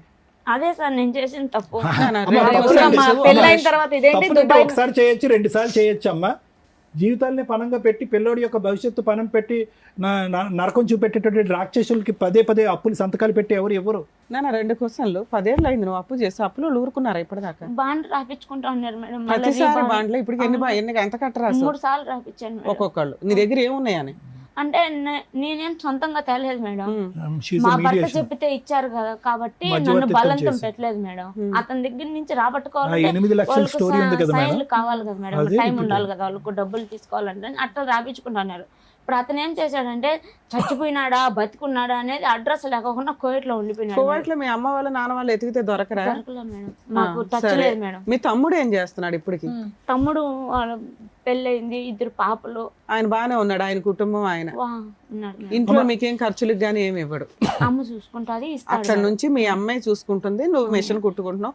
పిల్లాడు చదువుతున్నాడా? చదువుకుంటున్నాడు. గవర్నమెంట్ స్కూల్లోనా ప్రైవేట్ స్కూల్? గవర్నమెంట్ స్కూల్లో వేసినాను, కానీ మా భర్త ఎవరినంటే వాళ్ళు పంపిస్తున్నాడు, నా బిడ్డను తీసుకోరప్పని. పోనీ పంపించేస్తే అక్కడ బాగుంటాడు, నీకు అడ్రస్ కూడా దొరికిద్దిగా. పిల్లోడు అక్కడ ఉన్నాడు అనుకో, అప్పులోడు అక్కడ చూపించవచ్చు కదా, నువ్వు అక్కడ ఉన్నాడు రప్పించుకోండి అని. కానీ ఏ రోజు బాబుని మన బిడ్డ అని వాళ్ళు ఏ రోజు చూడలేదు మేడం. నాన్న నువ్వు ఇక్కడ కూర్చున్న దగ్గర నుంచి ఒకే వర్షన్ని 2 రకాలుగా మాట్లాడుతున్నావు. ప్లీజ్ కొంచెం చూడండి. సరే, మీకున్న ఆప్షన్ ఏంటంటే అప్పులోళ్ళు మీ దగ్గరికి రాకూడదు, మీ ఆయన దగ్గర నుంచి రక్షణ కావాలి, నీ పిల్లోడు నీ దగ్గరే ఉండాలి. దీనికి ఏం చేయాలని అడగడానికి వచ్చాను, అంతేనా?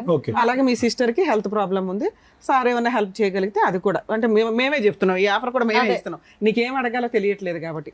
సరే కాసేపు సైలెంట్ ఉండండి. ఒక టూ ఇష్యూస్ అమ్మా, రెండే ఇష్యూస్. ప్రతి చోట నేను అమాయకురాలనండి, నాకు తెలియదు, నేను మోసపోయాను. కానీ నీ మాట తీరు ఎక్కడ కూడా మాట్లాడేటటువంటి విధానంలో తడబాట్లేదు.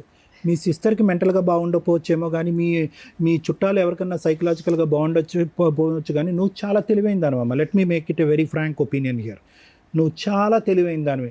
నీకు భగవంతుడు ఆలోచన శక్తి ఇచ్చారు, చాకచక్యం ఇచ్చారు, దాంతోపాటు ఒడిదొడుకులు ఎదురుది సక్సెస్ఫుల్గా నిలబడి పిల్లోని ఈ స్థాయి వరకు పెంచేటటువంటి 15 సంవత్సరాల ప్రయాణంలో మీ మ్యారేజ్లో 2 years పాటు నువ్వు ఎక్కడో కువైట్లో ఉన్నావు, మిగతా మొత్తం 13 years పాటు అందరి సమక్షంలోనే నువ్వు ఉన్నావు.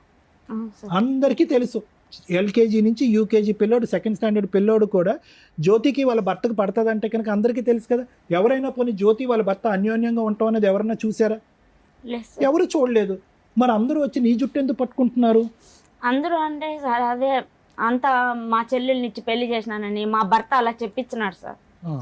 నన్ను అడ్డం పెట్టేసుకుంటున్నాడు సార్, ప్రతి ఒక్కదానికి నన్ను అడ్డం పెట్టేస్తున్నాడు. అతను తప్పు చేసేది నా మీదకి. నువ్వు అడ్డంగా వెళ్ళటానికి ఇష్టపడితేనే నేను అడ్డం పెట్టుకుంటాడు. అవును సార్. ఒక మనిషి ఒక మాట ఒక్కసారి నమ్మచ్చు, 1కి 10 సార్లు నమ్మి ప్రతిసారి నన్ను మోసం చేస్తున్నాడు అంటే కనుక అంటానికైనా ఒక అర్థం ఉండాలి కదమ్మా. ఎందుకు నీ తెలివితేటలకి ఇప్పుడు జరిగినటువంటి మోసాలకి ఎందుకు లింక్ పెడుతున్నానంటే, నువ్వు మాట్లాడేటటువంటి తీరు నీ తెలివితేటలకి జరిగినటువంటి 10-12 మోసాలకి అసలు ఎక్కడ లింక్ కుదరట్లే. ఎక్కడో చోట నువ్వు బ్రేక్లు వేసుకోవాలిగా. ఎంతకాలం అమాయకురాలు అని చెప్పి ఆ ఊరంతా నమ్మించి ఈ వేదిక మీద ఎక్కడ కూర్చుని నేను అమాయకురాలనండి, 23 సార్లు నేను మోసపోయానండి, 10 లక్షలు అప్పు ఉందండి అని ఎలా చెప్తావు? ఎలా న్యాయాలు జరుగుతాయి ఇలాంటి వాటికి? సార్ అప్పనే కాదు సార్, ప్రతి ఒక్క విషయంలో నేను నమ్మాను సార్ అతన్ని. ఎందుకు నమ్మాలి? ఎందుకు నమ్మాలమ్మా? నమ్మాను కాబట్టి. ఏమండి 20 సంవత్సరాల పాటు శుభ్రంగా కాపురం చేసామండి, 21వ సంవత్సరం నుంచి మోసం చేశాడండి, కాబట్టి 21వ సంవత్సరంలో అతడు దొంగని నాకు అర్థమైందండి అంటే అర్థమైంది. పెళ్ళైన కాడి నుంచి ఇప్పటి వరకు మొత్తం కంటిన్యూస్గా మోసాలు అయిపోతూ ఉంటే కనుక ఎలా నమ్మావు? మళ్ళీ నీ తెలివితేటలకే నేను ముడి పెడతాను. మీ చెల్లి పిచ్చిదయ్యి ఉండొచ్చు, నువ్వు చాలా తెలివైన దానివి. మోసం చేసేటటువంటి వ్యక్తిని 10 నిమిషాలు ఎదుర్కొంటే నిలబడినా కూడా కనిపెట్టేటటువంటి మానసిక స్థైర్యం, తెలివితేటలు నీకు ఉన్నాయి. అలాంటిది 15 సంవత్సరాల పాటు ఒక వ్యక్తి యొక్క మానసిక పరిస్థితిని అసెస్ చేయలేదా నువ్వు? కనుక్కొని సార్ 10 సంవత్సరాల నుంచి దూరం అయిపోయినా సార్, వద్దని చెప్పేసి. ఈ అప్పులన్నీ 10 సంవత్సరాల లోపే అయిపోయినా, అంతకు ముందే అయిపోయినాయి. అవును సార్. ఇంకా నేను సొంతంగా తేలేదు కాబట్టి, అతను చెప్తే ఇచ్చారు కాబట్టి నా దగ్గర బాండ్లు రాపించుకుంటా సగాన్ని సగం కట్టించుకున్నారు. ఇప్పుడు ఇంకా వడ్డీ అసలు కలిపి 10. ఇప్పుడు మీతో పాటు ఎవరు వచ్చారు? నేను బాబు వచ్చాను sir. With your permission madam, with your permission ఒక్కసారి అబ్బాయిని కూడా పిలిచి 1-2 క్వశ్చన్ పిల్లడికి ఏం తెలుస్తుంది అని అంటే వాళ్ళ నాన్న మాట్లాడుతా ఇప్పటి వరకు ఇవి చెప్పింది. నాకు ఏంటంటే చిన్న డౌట్, అట్లీస్ట్ వాళ్ళ నాన్న ఫోన్ చేసి మాట్లాడుతున్నాడా లేదా, ఏంటి ప్రవర్తన ఏంటనేది ఒక్కసారి నేను తెలుసుకుందామని అంతే. With your permission. Father son relationship. నీ పేరేంటి? రామ్ గోవర్ధన్. ఏం చదువుకుంటున్నావు? 7th standard. ఇప్పటి వరకు మీ మమ్మీ చెప్పిందంతా అక్కడ కూర్చొని విన్నావు. నువ్వేమన్నా చెప్పాలనుకుంటున్నావా? చెప్పు మేడం. చిన్నప్పటి నుంచి నాకు 3 years ఉన్నప్పటి నుంచి మా నాన్న ఎలా ఉంటాడో నాకు తెలియదు మేడం.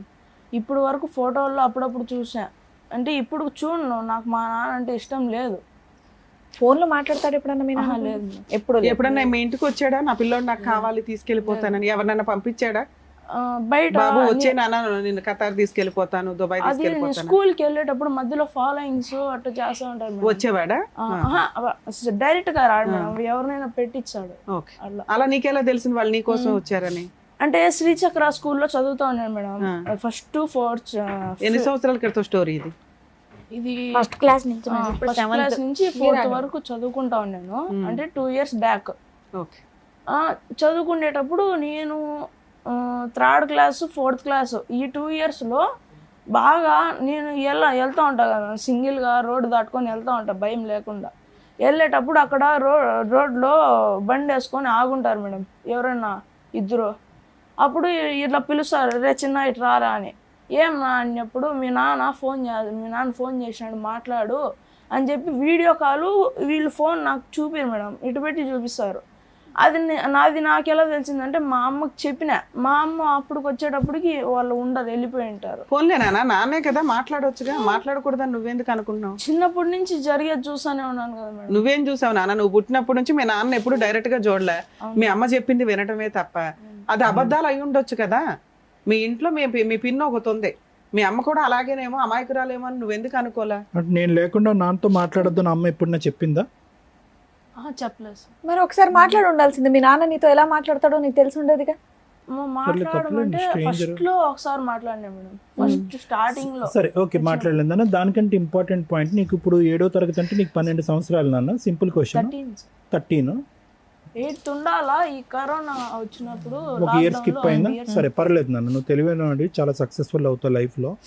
ఈ ఆలోచనలో అన్నిటిలోంచి బయటపడితే చాలా సక్సెస్. నీకు ఒకటే ప్రశ్న. మా అమ్మ కూడా చెప్తా ఉంటా సార్, నేను ఇలాంటి ఆలోచనలు ఏం పెట్టుకోవద్దు, వదిలేయి వచ్చినప్పుడు చూసుకుందాము అని చెప్తా ఉంటారు సార్. అన్ని వదిలేయగలదురా నాన్న. అమ్మ అప్పు ఎలా వదిలేస్తుంది? అప్పు ఎవరు కడుతుంది? అమ్మ గుడ్డిగా పెట్టినటువంటి సంతకాల వల్ల ఆ భారం అంతా ఇప్పుడు నెత్తిమే పడి అది కాస్త నీమే ప్రభావం పడి చిన్నపిల్లడు నువ్వు ఏడ్చే పరిస్థితికి వచ్చింది నాన్న. 6 years అప్పుడు నీ మెడ మీద ఎవరన్నా కత్తి పెట్టడం అనేది నీకు గుర్తుందా?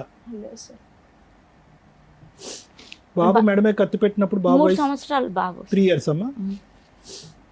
సో మీ నాన్నతో ఒక్కసారి కూడా ఫోన్లో మాట్లాడటం కానీ చూడలేదు? నేను మీ నాన్నతో మాట్లాడిస్తాం, మాట్లాడతావా? మాట్లాడవా? మీ నాన్నతో కలుస్తావా? కలవా? మీ నాన్న మంచిగా మారాను నువ్వు కావాలని వస్తాడు నీ దగ్గరికి, వెళ్తావా? మీ అమ్మ వెళ్తావా? మీ అమ్మ కలుస్తుంటానన్నా వెళ్ళవా? నన్ను నువ్వు ఈరోజు సూపర్ డైలాగ్ ఏమని చెప్పావు తెలుసా? మంచి మాట, అసలు నాకే అసలు మైండ్ బ్లోయింగ్. ఏమని చెప్పావు తెలుసా? అమ్మ ఈ గొడవంతా ఎందుకమ్మా, వదిలేయమ్మా, మన ఇద్దరం సుఖంగా ఉందాం, నువ్వు టైలరింగ్ చేసుకుని నువ్వు కష్టపడుతున్నావు, నేను చదువుకుంటున్నాను, హ్యాపీగా ఉన్నదాన్ని నువ్వు మాట అన్నావు చూడు, నువ్వు హీరోరా, నిజంగా హీరో. మీ అమ్మలో ఉన్న ప్రాబ్లం ఏంటో ఒక్కసారి మాకు చెప్తావా? అమ్మ బాధపడుతుంది, అమ్మ కష్టాల్లో ఉంది కాదనట్లేదు. పిన్నిని చూసుకోవాలి, నిన్ను చూసుకోవాలి. పిన్ని కూడా మానసికంగా బాగాలేదు, పిన్నిని నేను అడ్మిట్ చేయిస్తాను, పిన్నిని బాగా చూసుకునేటట్టు ఉంటాను. ఇక మీ ఇద్దరు ఒకరినొకరు చూసుకోవాలి. కానీ మీ అమ్మ ఎలా మారాలనేది నాకు ఒక్కసారి చెప్పు. మా అమ్మ అంటే సార్ మా నాన్నకి మా అమ్మకి ఏ సంబంధం ఉండకూడదు సార్, అసలు ఉండకూడదు. అంటే ఈ డైవర్స్ అలాంటివి ఉంటాయి కదా, అవి ఇప్పించి మా అమ్మకి ఏం సంబంధం ఉండకూడదు సార్. నీకు నాన్నొద్దు, అమ్మకి భర్త కూడా ఉండకూడదు. మేమిద్దరము ఎలాంటి సమస్య లేకుండా బాగా ఉంటే హ్యాపీగా ఉండాలి. ఇక్కడ సమస్య మీ అమ్మ నాన్న, నీకు తెలుసా ఆ సంగతి కదా? ఇంకొంచెం పెద్దోడు అవ్వాలి, నీకు విషయాలు తెలియాలి. 13 ఏళ్ళ అబ్బాయి వచ్చి very bad, very sad and bad, very sad. జాగ్రత్త, నువ్వైతే బాగా చదువుకో. సార్ మీరు విన్నారు కదా సార్, మీరు ఏమంటారు? అమ్మ డివోర్స్ పేపర్ కూడా ఉందా? సంతకాలు డివోర్స్ లేదా? అక్కడి వరకు వెళ్ళలేదా వ్యవహారం? అంటే 498 ఒకటే వేశారు సార్, అది పోలీస్ స్టేషన్ కాబట్టి, అది 2018లో వేసింది. బాబు పేరు ఏంటమ్మా? రామ్ గోవర్ధన్ సార్. ఏంటమ్మా పిల్లోడు తెలుసా? వాడు చాకువాడు, వాడు వదిలేసేవాడు, హీరో అయిపోతాడు, నడిపిస్తాడు వాడు. వాడిని కరెక్ట్ వాతావరణం ఈ ఆడికి ప్రపంచాన్ని నడిపిస్తాడు వాడు. నన్ను వాడిని చదివించాలంటే నాకు ఇప్పటి నుంచే చాలా భయం. నేను అన్నాను కదా నువ్వు తెలివైందని అన్నావు కదా, నీ కొడుకు కూడా చాలా తెలివైనవాడు, ఇద్దరు చాలా తెలివైన వాళ్ళు. 4 సంవత్సరాలు బిడ్డప్పటి నుంచి నల్లుతానే ఉన్నాడు సార్ బాబు ప్రతి ఒక్క విషయంలో. అమ్మ జ్యోతి, ఇక్కడ ఇష్యూ అనేది చాలా సింపుల్ అమ్మ. Okay, simple in the sense that అర్థం చేసుకోవటానికి సింపుల్, అనుభవించడానికి చాలా కష్టం. నీ స్థానంలో కూర్చుని బయట పెట్టడం అనేది ఇంకా కష్టం, వాడి స్థానంలో కూర్చుని ఏంద్రా ఈ గోళ అని అనుకోవటం ఇంకా కష్టం. చిన్నపిల్లోడు వాడు ఇక్కడ కూర్చుని రామ్ గోవర్ధన్ ఈరోజు పరీక్ష పోయిందని ఏడవట్లేదు, టీచర్ ఏడిపించిందని ఏడవట్లేదు, ఫ్రెండ్స్ కొట్టారని ఏడవట్లేదు, ఈ డబ్బులు లేవని ఏడవట్లేదు. వాడు ఎందుకు ఏడుస్తున్నాడు ఈరోజు? ఏంది సార్ ఈ చిక్కుముడి సమస్య? పుట్టేరుగు నాకు 12 సంవత్సరాలు 13 సంవత్సరాలు. ఏంటి దరిద్రం? చాలామంది తండ్రి కావాలి, అమ్మకు ఒక భర్త కావాలి, ఒక మగదిక్కు కావాలనుకుంటారు. నేను వద్దు అనుకుంటేనే నా జీవితంలో 12 సంవత్సరాలు గడిచిపోయినాయి సార్, ఏంటి సార్ ఈ బ్రతుకని చెప్పాడు ఇక్కడ కూర్చుని కంటతడి పెట్టుకుంటే. ఇంతకంటే కర్మ ఉందమ్మా. ఈరోజు ప్రపంచం అక్కర్లేదు, పద్మవ్యూహం అనేటటువంటి ఈ వేదిక అక్కర్లేదు. అసలు నువ్వు ఏం చెయ్యాలి అనేటటువంటి దానికి ఇక్కడ ఒక లాయర్ అయినా, ఒక డాక్టర్ అయినా, ఒక కౌన్సిలర్ అయినా, ఒక పెద్ద అయినా, ఒక దిక్కైనా, ఒక తల్లి అయినా, ఒక తండ్రి అయినా నీ కొడుకు చెప్పేస్తాడు నీ కౌన్సిలింగ్. నీ కొడుకు చెప్పేస్తాడు కౌన్సిలింగ్, ఏమీ అక్కర్లేదు, సింపుల్ లాజిక్ ఇక్కడ. అమ్మ బురద అంటుకుంది, కడుక్కుందాం. బురద అంటుకున్న చోట మళ్ళీ ఇంకా బురద అంటించుకుని ఇందాక నువ్వు అన్న మాట చూడు, ఆ మాటకి నేను ఒకటి చెప్పాను కదా సార్, నమ్మి మోసపోయాను అంటే ఎవరికైనా కూడా నమ్మి మోసపోవటం అనేటటువంటి మాట అనే హక్కు ఒకటి కానీ 2 సార్లు కానీ ఉంటుంది. 10-12 సంవత్సరాల పాటు నమ్మి మోసపోయాను అనేటటువంటి మాట అచ్చిరాదమ్మా. ఈరోజు ఎవరి జీవితం ఎవరు బ్రతుకులు తాకట్టు పెట్టో చెప్పు. నీ జీవితం ఎలాగే ఇలా అయ్యింది. ఈరోజు ఒక వ్యక్తి చేతిలో మోసపోయావు, ఈరోజు వాడి జీవితం, వాడి భవిష్యత్తు. ఈరోజు వాడు తండ్రి ఉందనుకోవాలా, తండ్రి లేడనుకోవాలా? నన్ను అదే అడుగుతాడు సార్. మీ వేళ్ళ మీద లెక్క పెట్టచ్చు. ఈ వేదిక మీద ఉన్నటువంటి నాకున్న అనుభవంతో కానీ, రమ్య మేడంకు ఉన్నటువంటి అనుభవం కానీ, శ్రీవాణి గారికి ఉండేటటువంటి ఆలోచనతో కానీ వేళ్ళ మీద లెక్క పెట్టచ్చు. ఎంతమంది పిల్లలు వచ్చి ఇక్కడ కూర్చుని మా అమ్మ నాన్నకి డివోర్స్ ఇప్పించి మా నాన్నతో ఎటువంటి సంబంధం లేనటువంటి వాతావరణం క్రియేట్ చేయండి సార్ అని ఎంతమంది అడిగారో చెప్పి ఇక్కడ ఉన్న వాళ్ళని అడుగు. ఎవరు అడగరు. ఒక 13 సంవత్సరాల పిల్లోడు వచ్చి ఈరోజు అది అడిగాడు అంటే కనుక 13 సంవత్సరాల పాటు వాడు ఎంత నరకం అనుభవించాడు అనేది మనకి ఇప్పుడు లెక్క తెలిసిపోతుంది. వాడికి తెలియనటువంటి వయసులో జరిగినటువంటి అన్యాయాలు, ఆ 2-3 సంవత్సరాలు కువైట్లో ఉన్నవి, అవి ఇంకా ఘోరాతి ఘోరం. వాడికి ఊహ తెలియదు కాబట్టి ఈరోజు నువ్వు చెప్తుంటే వాడు విన్నాడు. ఒకటమ్మా, ఈరోజు ఎదురుగా తండ్రి ఎదురుగుంటా ఉండి అదే ఊర్లో తండ్రి ఉంటే కనుక వీడు ఆ తండ్రిని ఏం చేసి ఉండేవాడో నాకు తెలియదు. కానీ ఈరోజు అతను అదృష్టమో నీ దురదృష్టమో నాకు తెలియదు, కానీ ఈరోజు అతను ఫిజికల్గా దూరం అయిపోయాడు తండ్రితో, మెంటల్గా తండ్రితో ఆడికి కనెక్టివిటీ లేదు. ఈరోజు తల్లి ఎదురుగుంటా ఉండి తల్లితో కనెక్టివిటీ లేదు. ఎదురుగుంటా కొడుకు ఎదుగుతున్నాడు, కానీ తల్లి ఒక మానసిక పరిస్థితిలో ఒక కొడుకుని చూసుకుని ఆస్వాదించి పెంచి పెద్ద చేసి వాడి తెలివితేటలని వాడి భవిష్యత్తుని తీర్చిదిద్దేటటువంటి మానసిక పరిస్థితిలో లేడు అంటే కనుక ఈరోజు వాడు ఒక్కడగా ఉన్న 2 తల్లిదండ్రులు ఉన్న అనాథవాడు. అర్థమైందమ్మా? అంటే నాకు 10 లక్షల గురించి లెక్క నాకు తెలియదమ్మా, 15 లక్షల గురించి కూడా నాకు తెలీదు. నీకు అది భారం అనిపిస్తుందేమో. ఈరోజు తెలివితేటలు ఉన్నాయి, కాళ్ళు చేతులు శుభ్రంగా పనిచేస్తున్నాయి. నువ్వు కష్టపడి ఉంటే కనుక ఈ పాటికి ఎన్ని లక్షలు సంపాదించి ఉండేది. లక్షలు కాకపోయినా కొంత వ్యవధిలో కొంతవరకు సంపాదించేవాడు. వాడు ఎక్కడ పడితే అక్కడ సంతకాలు పెట్టకుండా ఉండుంటే కనుక ఎన్ని బ్రతుకులు ఈరోజు కాపాడి ఉండేదానో తెలుసా? ఎన్ని భవిష్యత్తులు కాపాడి ఉండేదో తెలుసా? నువ్వు అది లేదు. నీ కష్టం మీద నిజంగా ఎవరికైనా ఆశ్చర్యం కలుగుతుందమ్మా.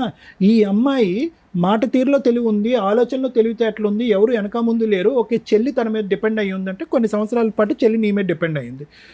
చెల్లిని రీహాబిలిటేషన్ యూనిట్లలో తీసుకోవడానికి NGO ఆర్గనైజేషన్స్, సోషల్ ఆర్గనైజేషన్స్ చాలా ఉన్నాయి. ఈరోజు నీ కొడుకుని అలా పెట్టుకుని నువ్వు ఏదో ఉద్యోగం చేసుకుంటే కనుక ఈరోజు ఈ పరిస్థితికి చాలా వరకు ఒకటి ఉండేది. కానీ నువ్వు ఏంటంటే రోజుకి 1000 రూపాయలు సంపాదించుకుంటాను సార్. నేను మిషన్ కొట్టి బ్యూటీ పార్లర్ పనిచేసి నాకు కొంచెం టచింగ్ ఉంది సార్ నాకు. కానీ ఈ సమస్యల వల్ల నేను చేసుకోలేకపోతున్నా. ఈ సమస్యలు ఒకటే తల్లి, నేను అంటే కనుక నీకు కోపం రావచ్చు. సమస్యలు ఉన్నాయిరా బాబు డాక్టరు అంటే కనుక లేవను నువ్వు అంటావేంట్రా బాబు నీకు అనిపించచ్చేమో, కానీ నా మాట కూడా 1 నిమిషం అంది. నీ 80 to 90% నీ ఎనర్జీ, నీ మానసిక పరమైనటువంటి ఎనర్జీ అంతా కూడా ఒక వ్యక్తి గురించి తాకట్టు పెట్టాను. ఆ వ్యక్తి మరి అంతే అంటారమ్మా. మెంటల్ కానీ మెంటల్ ఇది. అదేం మెంటలో నేను చెప్తా.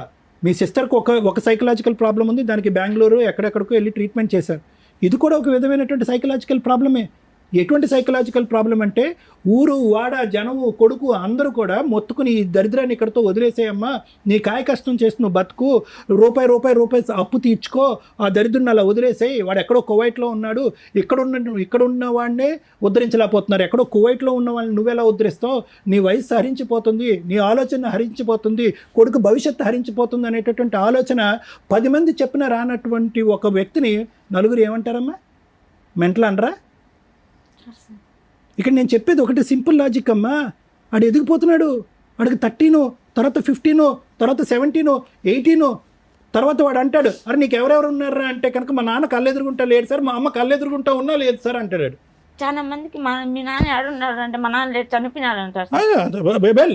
చనిపోవడం నన్ను చూసి ఎందుకు మీ కొడుకు అలా చెప్తున్నాడంటే వాడు అలా చెప్తున్నాడు ఎందుకంటే మా భర్త అలా ప్రాబ్లం. అమ్మా నాన్న లేడు అనేది మా అమ్మ మా నాన్న యొక్క ఉచ్చులో పడి మా నాన్నే కావాలి అనే ఆలోచనతో, లేదంటే మా నాన్న వచ్చి అప్పు తీర్చాలనేటటువంటి ఆలోచనతో ఒక పిచ్చితనంతో ఎక్కడ పడితే అక్కడ సంతకాలు పెట్టి మా నాన్న దూరంగా ఉండి చచ్చిపోయాడు, మా అమ్మ కళ్ళెదురుగుంటా ఉండి కూడా నాకు ఉన్నట్టు అనిపించలేదు అనే మాట కూడా అంటాడు. చూడండి వాడు పెద్దయ్యాక మా అమ్మ ఎప్పుడూ ఒక లోకంలో ఉండేదండి, ఒక పరిజ్ఞానంలో ఉండేదండి అనేటటువంటి మాట వాడి దగ్గర నుంచి వస్తుంది. ఈరోజు నన్ను ఇంకో గంట మాట్లాడమన్నా నేను నీ గురించి మాట్లాడినమ్మా, నేను గోవర్ధన్ గురించే మాట్లాడతా. ఇంకో గంట సేపు మాట్లాడమన్నా ఎందుకంటే నీ భవిష్యత్తుని నువ్వు ఇలా అగ్గిపుల్ల గీసుకుని నువ్వు అంటించుకున్నావు. వాడి భవిష్యత్తు ఎవరు అగ్గిపుల్ల గీశారు ఇక్కడ? ఒక చిన్న పిల్లోడు ఇక్కడ కూర్చుని 13 సంవత్సరాల పిల్లోడు ఈరోజు కూర్చుని ఎవరో చనిపోయినట్టునో, ఒక గొప్ప ఎగ్జామ్లో ఫెయిల్ అయిపోయినట్టునో, భవిష్యత్తు అంతా సర్వనాశనం అయిపోయినట్టునో, లేదంటే సునామీ వచ్చినట్టుగానో వాడు ఏడుస్తున్నాడు ఈరోజు. ఏం కర్మ వాడికి? వెళ్ళిపోదాం పామ్మ, నువ్వు ఎక్కడికన్నా ఉంటాడు సార్. నన్ను ఎక్కడికి వెళ్ళిపోతారమ్మా? అంటే రాజంపేట వదిలిపెట్టేసి ఎక్కడికన్నా దూరంగా సరే వెళ్ళి విను, బతుకున్నాం జ్యోతి వినమ్మా, అంటున్నాడు. ఒకటే పాయింట్ అమ్మా, నేను ఒకే పాయింట్ చెప్తాను, నేను క్లోజ్ చేస్తాను. ఇప్పటికైనా ఈ వేదిక ద్వారా నీకు కొద్దిగా జ్ఞానం బుద్ధి వస్తే కనుక ఏడవకు, ఏడవలసినటువంటి అవసరం లేదు. బంగారమైనటువంటి కొడుకున్నాడు, బంగారమైనటువంటి భవిష్యత్తు ఉన్నాడు. వాడు 100 మంది మగాళ్ళతో సమానం. నిన్ను నెత్తి మీద పెట్టుకుని పూజిస్తాడు. వాడికి కావలసినటువంటి ఆరోగ్యాన్ని వాడికి ఇవ్వటానికి, ప్రసాదించడానికి నువ్వు డిసైడ్ అవ్వు. వాడు ఎవరినైతే వదిలేసి, ఏ ఆలోచన అయితే వదిలేయమంటున్నాడో ఆ ఆలోచన వదిలేసి ముందుకు రా. మేము హెల్ప్ చేయడానికి రెడీగా ఉన్నాం. నేను మా చెల్లెల విషయంలో నన్ను సేవ చేయండి సార్, నాకు అదే పెద్ద అమ్మ, మీ చెల్లెల్ని లోకల్గా ఉండేటటువంటి అథారిటీస్తో కానీ, లేదంటే అక్కడ కడప జిల్లాలో కానీ, లేదంటే వేరే చోట కానీ నేను ఎన్జిఓ ఆర్గనైజేషన్స్తో మాట్లాడి ఆ అమ్మాయిని ఎవరైనా టేక్ ఓవర్ చేసుకుంటారేమో అని చెప్పి నేను అడుగుతా. కానీ ఫస్ట్ ఆఫ్ ఆల్ ఏంటంటే మెంటల్ రిటార్డేషన్ వేరే, మెంటల్ ఇల్నెస్ వేరు అమ్మ. అంటే వినండి ఒక్క నిమిషం అమ్మ. పుట్టుకతో వచ్చేటటువంటి మానసిక వికలాంగత్వం ఒకటైతే కనుక మధ్యలో వచ్చేటటువంటి మెంటల్ ప్రాబ్లం అనేది రెండోది. ఓకే, ఇది ఏది అనేది ఫస్ట్ మనం తెలుసుకోవాలి. ఆ అమ్మాయికి సంబంధించినటువంటి కాగితాలు కానీ, ఆ అమ్మాయి వాడేటటువంటి మందులు కానీ. ఎందుకంటే కనుక విపరీతంగా మానసిక పరిస్థితి బాగాలేకపోతే కనుక హాస్పిటల్కి పంపిస్తారు, రీహాబిలిటేషన్ యూనిట్కి పంపించరు. ఎందుకంటే రీహాబిలిటేషన్ యూనిట్లో అందరూ కూడా రికవర్ అయినటువంటి వాళ్ళు, ఎటు పోలేనటువంటి వాళ్ళు రీహాబిలిటేషన్ యూనిట్లో ఉంటారు. ఈ అమ్మాయి వెళ్ళి అక్కడ ఇంకో విధంగా ప్రవర్తిస్తే కనుక వాళ్ళందరూ డిస్టర్బ్ అవుతారు. కాబట్టి ఫస్ట్ ఈ అమ్మాయి యొక్క పరిస్థితి ఏంటి అన్నది మనం తెలుసుకోవాలి. అప్పుడు దాన్ని బట్టి ఎలిజిబిలిటీ ఉండాలి. ఎలిజిబిలిటీ ఉంటే కనుక ఖచ్చితంగా మనం అక్కడ పెట్టి ఆ అమ్మాయికి అయితే, ఆ అమ్మాయి భారం అయితే నేను ఎత్తుమే లేకుండా అయితే కనుక చేయగలం అమ్మ. ఇది నెంబర్ 1. అదే సార్ నాకు నెంబర్ 1. నెంబర్ 2 ఏంటంటే నాకేమనిపిస్తుంది అంటే జ్యోతి, ఇప్పుడు వరకు నువ్వు చేసినటువంటిది ఒక చీకటి పోరాటం. ఆ పోరాటం కాదంటలేదు, నీ కన్నీళ్ళని చూస్తుంటే మా అందరికీ బాధగా ఉంది.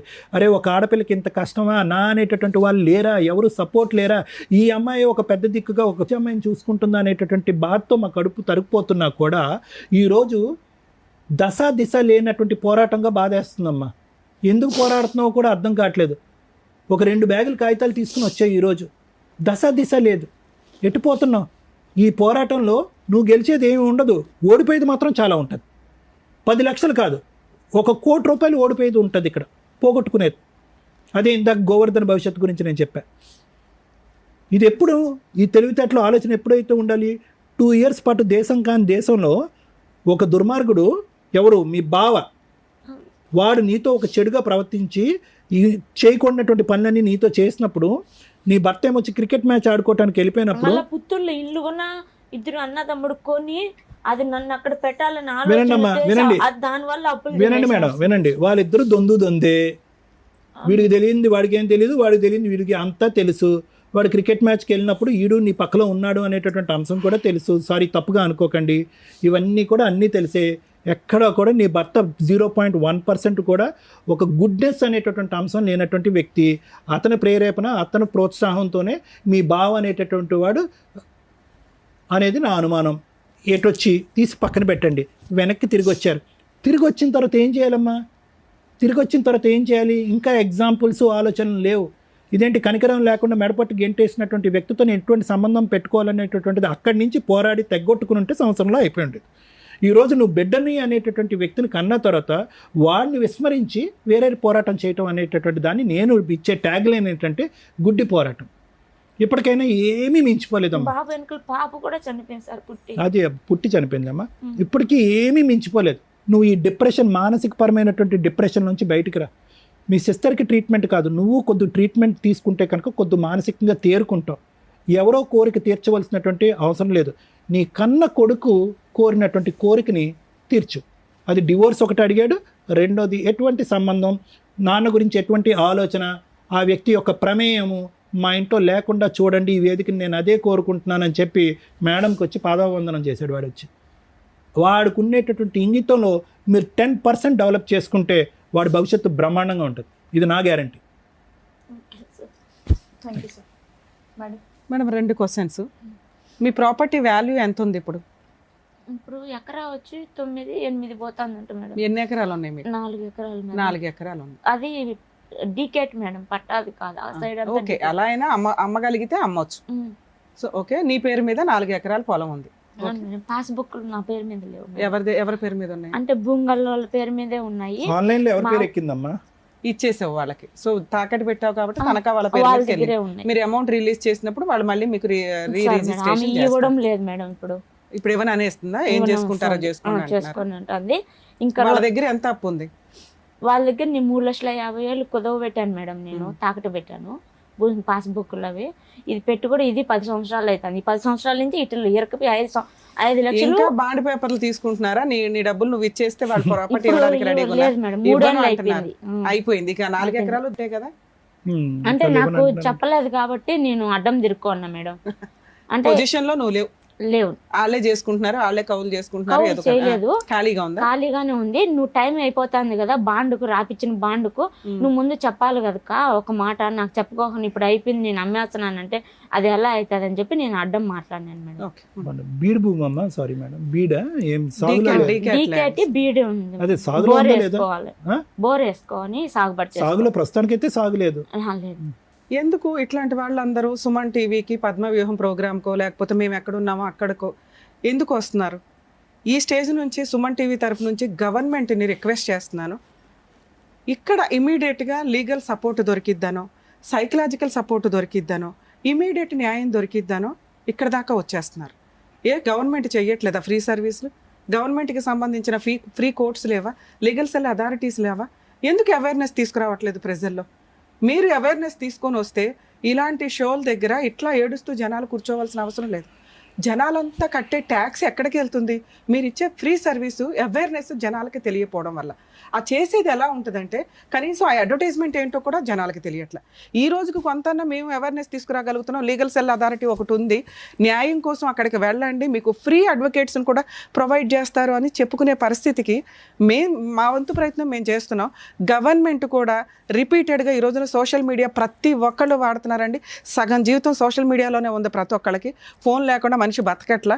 సో దీని మీద కొంత ఇలాంటి బాధితులు అన్ని ప్లేసుల నుంచి, అమ్మాయి ఎక్కడి నుంచో వచ్చింది, కనీసం ఆ ప్లేసుల్లో ఉన్న లీగల్ సెల్ అథారిటీస్ వాళ్ళ ఫోన్ నెంబర్సు, వాళ్ళకి సంబంధించిన రిప్రజెంటేటివ్స్ గురించి రిపీటెడ్ మీరు అడ్వర్టైజ్మెంట్స్ ఇస్తే బాగుంటుందనేది ఈ స్టేజ్ నుంచి నేను గవర్నమెంట్ని రిక్వెస్ట్ చేస్తున్నానండి. లీగల్ సెల్ అథారిటీస్ని రిక్వెస్ట్ చేస్తున్నాను, లోక్ అదాలత్ వాళ్ళని రిక్వెస్ట్ చేస్తున్నాను.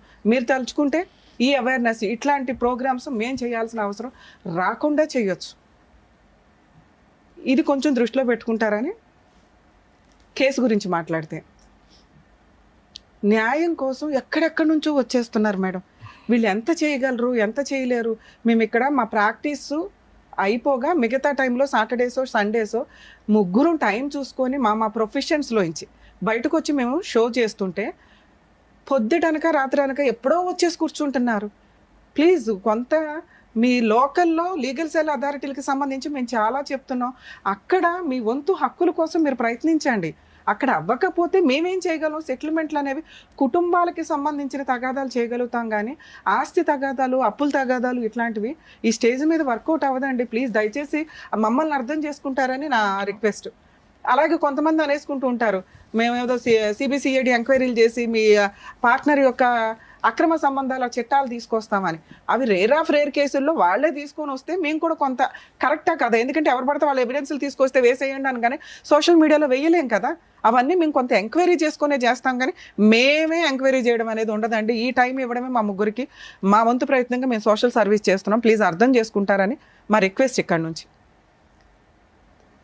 కేసు విషయానికి వస్తే అమ్మాయి చెప్తున్నవన్నీ అబద్ధాలు నా దృష్టిలో.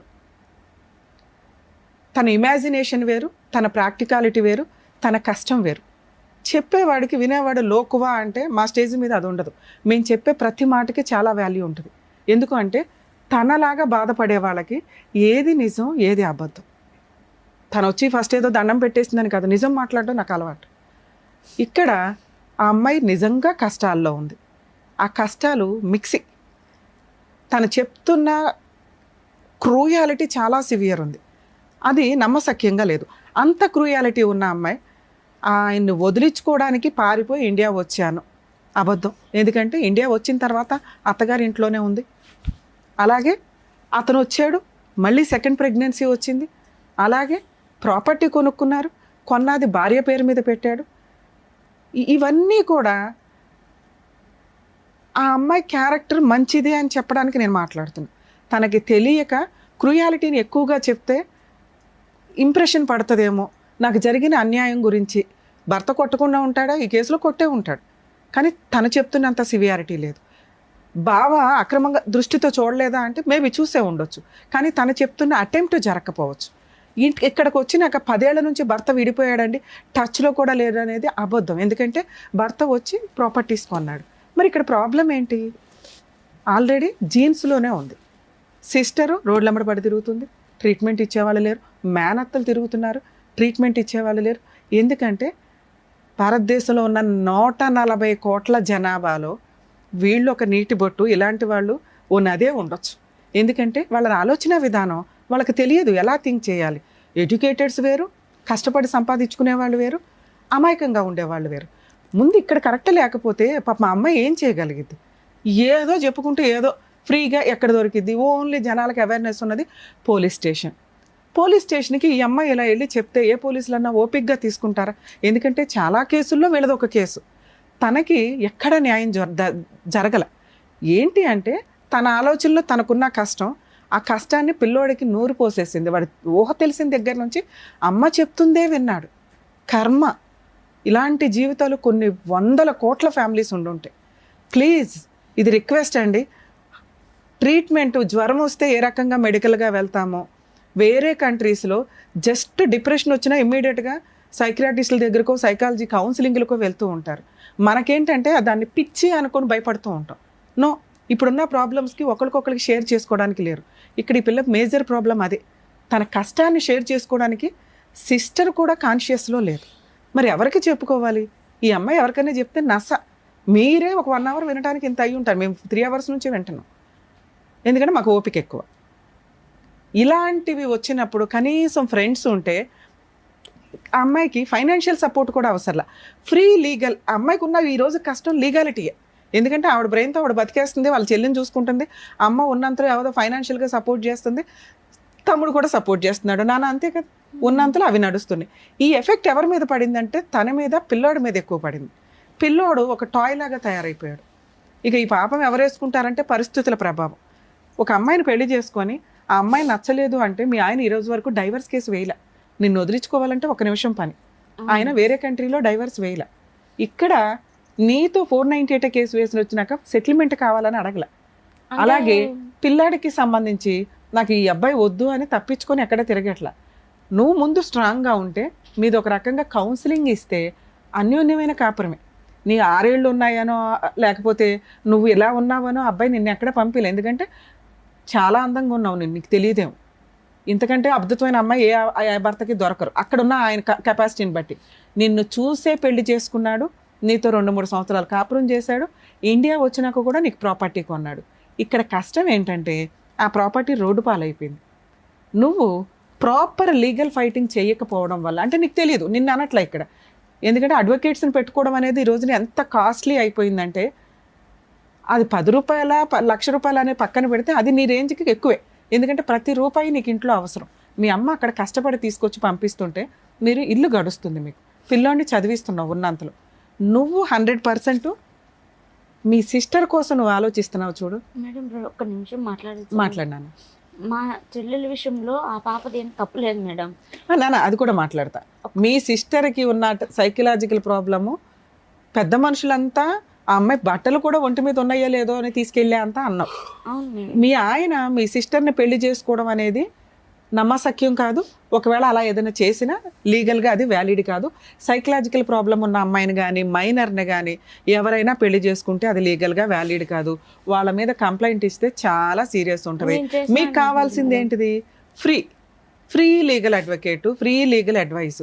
పోలీస్ స్టేషన్కి వెళ్ళండి, చేసి పెడతారు. పాపం తన వంతు ప్రయత్నంలో ఇక్కడ ఏంటంటే వాళ్ళ అక్కకి ఉన్న వాళ్ళ సిస్టర్కి 100% ఉంటే నీకు 10-20 ఉంది నాన్న. ఎందుకంటే మాకు అర్థమైపోతుంది నువ్వు మాట్లాడే విధానంలో పర్ఫెక్షనిస్ట్ లేదు, నిజాలు మిక్సీ అయిపోతున్నాయి అన్నిటిలో కలిపి. సో అసలు ఫస్ట్ ట్రీట్మెంట్కి వెళ్ళాల్సింది క్యూర్ అయ్యే ట్రీట్మెంట్ నీకే. సార్ ఏదైనా మీ ట్రీట్మెంట్ ఇప్పించాల్సి వస్తే కౌన్సిలింగ్ అనేది నీకు ఫస్ట్ ఇప్పిస్తే ఆ 10-20% ఏదైతే ఉందో పర్ఫెక్ట్ బ్రెయిన్లో నుంచి వెళ్ళిపోయి కరెక్ట్ డెసిషన్స్ తీసుకోగలుగుతాం. నెక్స్ట్ నీకున్న అప్పుల పంచాయతీ, ఇది వడ్డీ వడ్డీ వడ్డీ పెరిగిపోయింది. ఆల్రెడీ 10 ఏళ్ల క్రితం తీసుకున్న అప్పులు ఏదైతే ఉందో 4 ఎకరాలు రాయించేసుకున్నారు. 4 ఎకరాలు 15 లక్షలతో ఏ రకంగా టాలీ అవుతాయి నాన్న? అవ్వదు. ఒకవేళ మనం 3 ఇయర్స్కో 4 ఇయర్స్కో మనం మాట్లాడి ఎవరైనా పెద్ద మనుషులు కూర్చొని 2 ఎకరాలు నువ్వు తీసుకుని పోయి మిగతా ఇచ్చిపడే అనొచ్చు. లేదా 4 ఎకరాలు నువ్వు బయట బేరం పెడితే అవే 30 lakhs వచ్చేవి. ఇలా 15 lakhs పోయినా 15 lakhs మిగిలేవి వేరే చోట కొనుక్కునేదానివి. ఇవి కరెక్ట్గా థింక్ చేయట్లా మీరు ఇప్పటికీ అమాయకంగా ఏమనుకుంటున్నారో తెలుసా? నేను మార్టిగేజ్ చేశాను, వాళ్ళ పొజిషన్లో లేరు కాబట్టి నేను రివర్స్ అయితే నా ప్రాపర్టీ నాకు ఉంటుంది అనుకుంటున్నావు. ఆల్రెడీ వాళ్ళ పేరు మీదకి వెళ్ళిపోయి 10 ఏళ్ళు అయిపోయింది. నీ పేరు మీదకి రావడం ఎట్లా? 1, అప్పు తీర్చడం ఎట్లా? 2, మీ ఆయన అంతు తేల్చడం ఎట్లా? 3, మీ అబ్బాయి అడుగుతున్న డైవర్స్ ఇప్పించడం ఎట్లా? అసలు నాన్న అనే ఊహనే ఆ పిల్లోడు భరించట్లా. నాన్న అంత క్రూయల్ అంటే నా దృష్టిలో అయితే కాదు. నాన్నకు 4 బీగితే అప్పు తీర్చేవాడు. నాన్నే లైన్లో ఇక్కడ నీతో డైవర్స్ తీసుకోవాల్సిన అవసరం అతనికి రాలా? అతను ఎక్కడున్నాడో నీకు తెలియదు, ప్రజెంట్ ఇంకో పెళ్లి చేసుకున్నాడు అనేది నీకు ఒక ఐడియా అయితే ఇంకో ఐడియా అయితే ఉంది. సో ఇప్పుడు ఆయన వద్దు అని అనుకుంటున్నాంగా మనకు వద్దు. ఏం చేద్దాం? మనకు ప్రెజెంట్ ఉన్నది అప్పుల పంచాయతీ. ఇరికిచ్చేసింది నిన్ను. మీ ఆయన అప్పు తీసుకురమ్మంటే నువ్వు సంతకాలు పెట్టి తీసుకొచ్చావు. మీ ఆయన మీద కేసు వేయరు, సిగ్నేచర్లు పెట్టింది నువ్వే కదా, నీ మీద వేస్తారు. బెయిల్ లేకుండా కేసు పెడతారండి మేడం. నీ మీద నేనున్నా, నువ్వేం చేయాలో చెప్పు. బిడ్డ దిక్కులేని అయిపోతాడు మేడం. నాన్న నువ్వు అంతకంటే ఎక్కువ ప్రాపర్టీ ఇచ్చేసావు నాన్న. ఇంకో 4 ఉన్నారు అప్పులోళ్ళు. నువ్వు ఒక లాయర్ని పెట్టుకోగలవా? మీ ఊర్లో నేను ఇక్కడ నుంచి రాలేను కదా. నువ్వు ఇక్కడ నన్ను వచ్చి అడిగింది ఏంటి? నా అప్పులు తీర్చండి. సమస్యలు ఉన్నాయి మేడం, 2 మీ వల్ల తీర్తాయి. ఒకటి, మా వత్త వాళ్ళ పెద్ద మనుషులు, లాయర్లు, వీళ్ళందరూ ఒక మాట మీద అందరినీ డబ్బులతో కొనేసినారు మేడం. ఎవరు డబ్బులతో కొనలా. ఎందుకంటే నీ అమాయకత్వం, నువ్వు మాట్లాడే విధానం నీకు ఎవరు సపోర్ట్ చేయరు. నేనే చేశాను మా చెల్లెలు నుంచి పెళ్లి అని చెప్పి నన్ను చాలా మెంటల్ గా కుంగదీసేస్తున్నారు మేడం. ఓకే, అది వదిలేసేనా? రెండోది వచ్చేసి, నువ్వు మా మీద కేసు పెట్టినా మాకు భయసనంగా ఉండదు, నువ్వు ఏడన్నా చచ్చిపో, నాకు బిడ్డని ఇచ్చేసి అని మాట్లాడుతున్నారు మేడం. నేను అందుకే ఫస్ట్ నిన్ను రిక్వెస్ట్ చేసింది, నువ్వు ఫస్ట్ ట్రీట్మెంట్కి వెళ్ళు అని. నువ్వు చెప్తున్న ఈ 2 నిజాలు కాదు. ఎందుకు అంటే నువ్వు మాట్లాడితే జనాలు అలాగే ఉంటారు. మా అంత ఓపిక అందరికీ ఉండదు కదా నాన్న. నిన్ను నీ బ్రెయిన్లో నుంచి అవతలకు వెళ్ళి అండర్స్టాండ్ చేసుకునేంత ఓపిక అందరికీ, అంత తెలివితేటలు ఉండవు. అందరూ నార్మల్ పర్సన్గానే ఉంటాంగా. ఎవరైనా హెల్ప్ చేయడానికి అంతంత మాత్రం ఈ రోజుల్లో. అర్థమవుతుందా? ఇప్పుడు నీకున్నవి 2 ఆప్షన్స్. ఒకటి, నీ అప్పులు తీర్చాలి, నీ మీద ఎవరో కేసు లేకూడదు, అంతేనా? నువ్వు ఒక్క లాయర్ని ఎవరినైనా పెట్టుకోగలవా? నేను ఫోన్లో మాట్లాడతాను. మీరే మాట్లాడండి మేడం, నాకు ఎవరు పలకడం. మీ ఊర్లో నాకు తెలియదు కదా నాన్న. మా ఊర్లో ఉన్నారు కానీ, నెమ్మలు అన్ని ఉన్నాయి కానీ వాళ్ళు.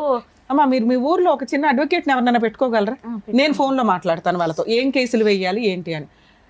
ఈ ఎపిసోడు ఈ అమ్మాయికి మాత్రమే సంబంధించండి. మేము ఇప్పుడు నేను చెప్పే కేసులు నేను ఎవరికి ఎంటర్టైన్ చేయట్లేదు, ఎవరికి చెప్పట్లా. ఎందుకంటే ఆ అమ్మాయి సైకలాజికల్గా కొంత ప్రాబ్లంలో ఉంది. తనకు జరిగిన అన్యాయం భర్త అడ్డంగా వాడుకున్నాడు. 2, అబ్బాయి లైఫ్ అబ్బాయి చూసుకున్నాడు. కేసులు వేయటానికి తనకి తెలియట్లేదు, ఏ కేసులు వేసుకుంటే ఎలా అని. ఆ అమ్మాయికి ఉన్న అప్పులకి ప్రాపర్టీ ఆల్రెడీ కొట్టేశారు. ఎవరైతే ఉన్నారో అప్పులు ఇచ్చిన వాళ్ళు, అదే నాకు తెలిసి 1-2 తీసుకొని ఉంటారు. మిగతా వాళ్ళు అప్పులోళ్ళు ఇంకా ఉన్నారు. తీసుకోవాలి మేడం, పూర్తి ఆయకం పెట్టిన వాళ్ళ దగ్గర అట్లా ఉంది నాన్న. కానీ ఆ ప్రాపర్టీ నీకు వెనక్కి రాదు. ఓకే, దాన్ని అలా ఉంచండి. ఒక అడ్వకేట్ నువ్వు పెట్టుకుంటే మీరు చేయొచ్చు. అంటే నీ పేరు మీద ప్రాపర్టీ లేదు కాబట్టి, పాస్బుక్లు లేవు కాబట్టి, నువ్వు ఇన్సాల్వెన్సీ పిటిషన్ అంటే ఐపీ పిటిషన్ వేసుకోవచ్చు. ఒక 5 దగ్గర నువ్వు అప్పులు తీసుకున్నారు కదా, 4 దగ్గర 5 దగ్గర 10 మంది దగ్గర, ఈ 10 మంది పేర్లు చెప్పి ఐపీ పిటిషన్ ఫైల్ చేస్తే, ఇందాక వాళ్ళు నిన్ను బెదిరించారు కదా, అరెస్ట్ వారెంట్ బెయిల్ రాకుండా నిన్ను లోపలేస్తాము అని, అలాంటి కేసు నీ మీద వేసి టచ్ చేసే రైట్స్ కూడా వాళ్ళకు ఉండవు. నువ్వు ఒక లాయర్ని పెట్టుకుంటే నేను వాళ్ళకి ఎక్స్ప్లెయిన్ చేస్తాను ఎలా వెయ్యాలి అని. ఓకే, ఫీజులు కూడా చాలా నామినల్గా ఉండేలాగానే మాట్లాడుకో. నేను సపోర్ట్ చేస్తాను కాబట్టి డ్రాఫ్ట్ కానీ ఏదైనా జస్ట్ వాళ్ళ పని వేయటం వరకే. నువ్వు నన్ను నమ్ముకొని ఇక్కడ దాకా వచ్చావుగా. అప్పు ఎక్కొట్టడం ఎట్లా? ఇక్కడ అప్పు ఎక్కొట్టడం కాదండి, తనని తాను రక్షించుకోవడం కోసం గవర్నమెంట్ లా అండ్ ఆర్డర్ ఇచ్చిన ఒక చట్టం అది. అందరూ ఎవరు పడితే వాళ్ళు ఐపీలు వేసి కొట్టేసి డబ్బులు జనాలను ముంచుదాం అనుకుంటే కోర్టు మూడో కన్నుతో చూస్తుంది, వాళ్ళకి ఎవరికి ఐపీ ఆర్డర్స్ రావు. ఈ అమ్మాయి కేసు సపరేట్, ఎందుకంటే ఆల్రెడీ ఉన్న ఆస్తి మొత్తం పోయింది, భర్త మోసం చేసి ప్రతి చోట అప్పులకి సంతకాలు పెట్టించారు. ఇలా ఈ అమ్మాయి పేరు మీద ఏ ప్రాపర్టీలు లేవు, చిల్లికి గవ్వలేదు. కాబట్టి ఇటువంటి అమ్మాయి ఐపీ వేసుకోవచ్చు. నిజంగా అప్పులు ఇచ్చిన వాళ్ళు ఎవరో కొంచెం మానవత్వంతో ఆలోచించుకొని వాళ్ళ హస్బెండ్ని పట్టుకోవడానికి చూడండి, అత్త మామ దొరుకుతారు కూడా. ఎందుకంటే ఈ అమ్మాయి అప్పు తీసుకొని ఏం చేసిందో మీ అందరికీ తెలుసు. మీ హస్బెండ్ వల్లే కదా, ఆయనకి పంపించిన వేషాలే కదా ఇవన్నీ. సో ఐపీ కేసు ఫైల్ చేస్తే అప్పులోళ్ళ నుంచి క్లియర్. ఇప్పుడు బుద్ధి చెప్పాల్సింది ఎవరికి? మీ ఆయన మంచోడో చెడ్డోడో నాకు అనవసరం, కానీ మీ పిల్లోడిని పోషించాల్సిన బాధ్యత మీ ఆయనకు ఉంది. ఓకే, పిల్లవాడి కోసం మెయింటెనెన్స్ కేసు నువ్వు విడిగా వేయకుండా డొమెస్టిక్ వైలెన్స్ కేసు అని ఒకటి వే. దాంట్లో నువ్వు మెయింటెనెన్స్ అడగొచ్చు, ఈ అప్పులు పంచాయితీ ఆయన తీర్చమని అడగొచ్చు. ఒకవేళ ఇవి వస్తే నువ్వు నిజాయితీగా అవతలకి డబ్బులు ఇద్దు కానీ. అలాగే నీ పొలానికి సంబంధించి రిటర్న్ ఇమ్మని అడగొచ్చు, నష్టపరిహారం అడగొచ్చు, 10 లక్షలు 20 లక్షలు, 12 తులాలు బంగారు నాది. నీ గోల్డ్ కూడా వెనక్కి అడగొచ్చు. నేను నిన్ను ఈ స్టేజ్ మీద రిక్వెస్ట్ చేసేది ఏంటంటే, నేను నీకు ఫ్రీగా డ్రాఫ్ట్ ఇస్తాను, నేను ఇక్కడ నుంచి రెడీ చేసి నీకు కేసులు ఇవ్వగలను, కానీ అక్కడ నువ్వు ఉండి వేయించుకోవాలి అంటే అక్కడ ఒక లాయర్ని కలు. ఐపీ కేసు డొమెస్టిక్ వైలెన్స్ లో పిల్లాడికి మెయింటెనెన్స్. మరి మా ఆయన ఇక్కడ లేడు కదా మేడం, ఎట్లాగా? నీ దగ్గర ఉన్న అడ్రస్ తోటే వాట్సప్ ఈమెయిల్ కూడా లీగల్గా సమన్స్ సర్వ్ అవుతున్నట్లే లెక్క. అవి సర్వ్ అయితే మీ ఆయన మీద అరెస్ట్ వారెంట్ వస్తుంది, ఇమిగ్రేషన్లో మీ ఆయన్ని పట్టుకుంటారు. ఓకే, నువ్వు ఏది ఫస్ట్ ఏది అడిగావు? నాకు అప్పులు క్లియర్ 100% జరిగింది. మీ ఆయన మీద వేసే కేసు మీ అత్త వాళ్ళ సెటిల్మెంట్కి వచ్చేలాగా చేయగలుగుతాం. అతని మీద అరెస్ట్ వారెంట్ ఉంటే ఖచ్చితంగా అతను సెటిల్మెంట్కి వస్తాడు. వచ్చింది ఏదో ఫుల్ అండ్ ఫైనల్, కానీ పోరాటం అమ్మ. ప్రాబ్లం ఏంటంటే లీగాలిటీలో ఓపిక అవసరం. ఇక్కడ మీ ఆయన అందుబాటులో లేడు. 2, ఈ కేసు 2 నుంచి 3 సంవత్సరాల పైనే పడుతుంది. దీనికి నువ్వు ఓకే అంటే నేను చేయగలిగినంత హెల్ప్ చేస్తాను. 10 సంవత్సరాల నుంచి అసలు ఏం వేయలేదురా బాబు. ఈ కేసు 2018లో వేసావు, ఇది 100% పర్ఫెక్ట్ గానే చేశారు పోలీసులు నీకు. ఈ కేసు కూడా టైం పడుతుంది. కాకపోతే ఛార్జ్ షీట్, ఒక నిమిషం నాన్న, ఛార్జ్ షీట్ ఫైల్ అయ్యింది. ఈ కోర్ట్స్ యాప్ అని ఒకటి ఉంటుందండి, దయచేసి చాలా మందికి తెలియట్లేదు. అడ్వకేట్స్ చెప్తేనే డేట్ల గురించి వెరిఫై చేసుకుంటున్నారు.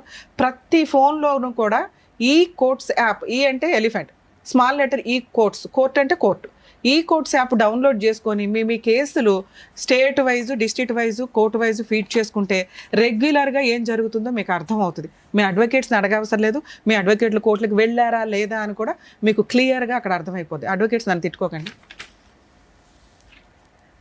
మేడం. ఇట్లాంటి కేసులో తనకి అంటే మేబీ అందరికీ ఐపీలు రావు, ఈ అమ్మాయి కేసులో ఐపీ రావడానికి అవకాశం ఉంది.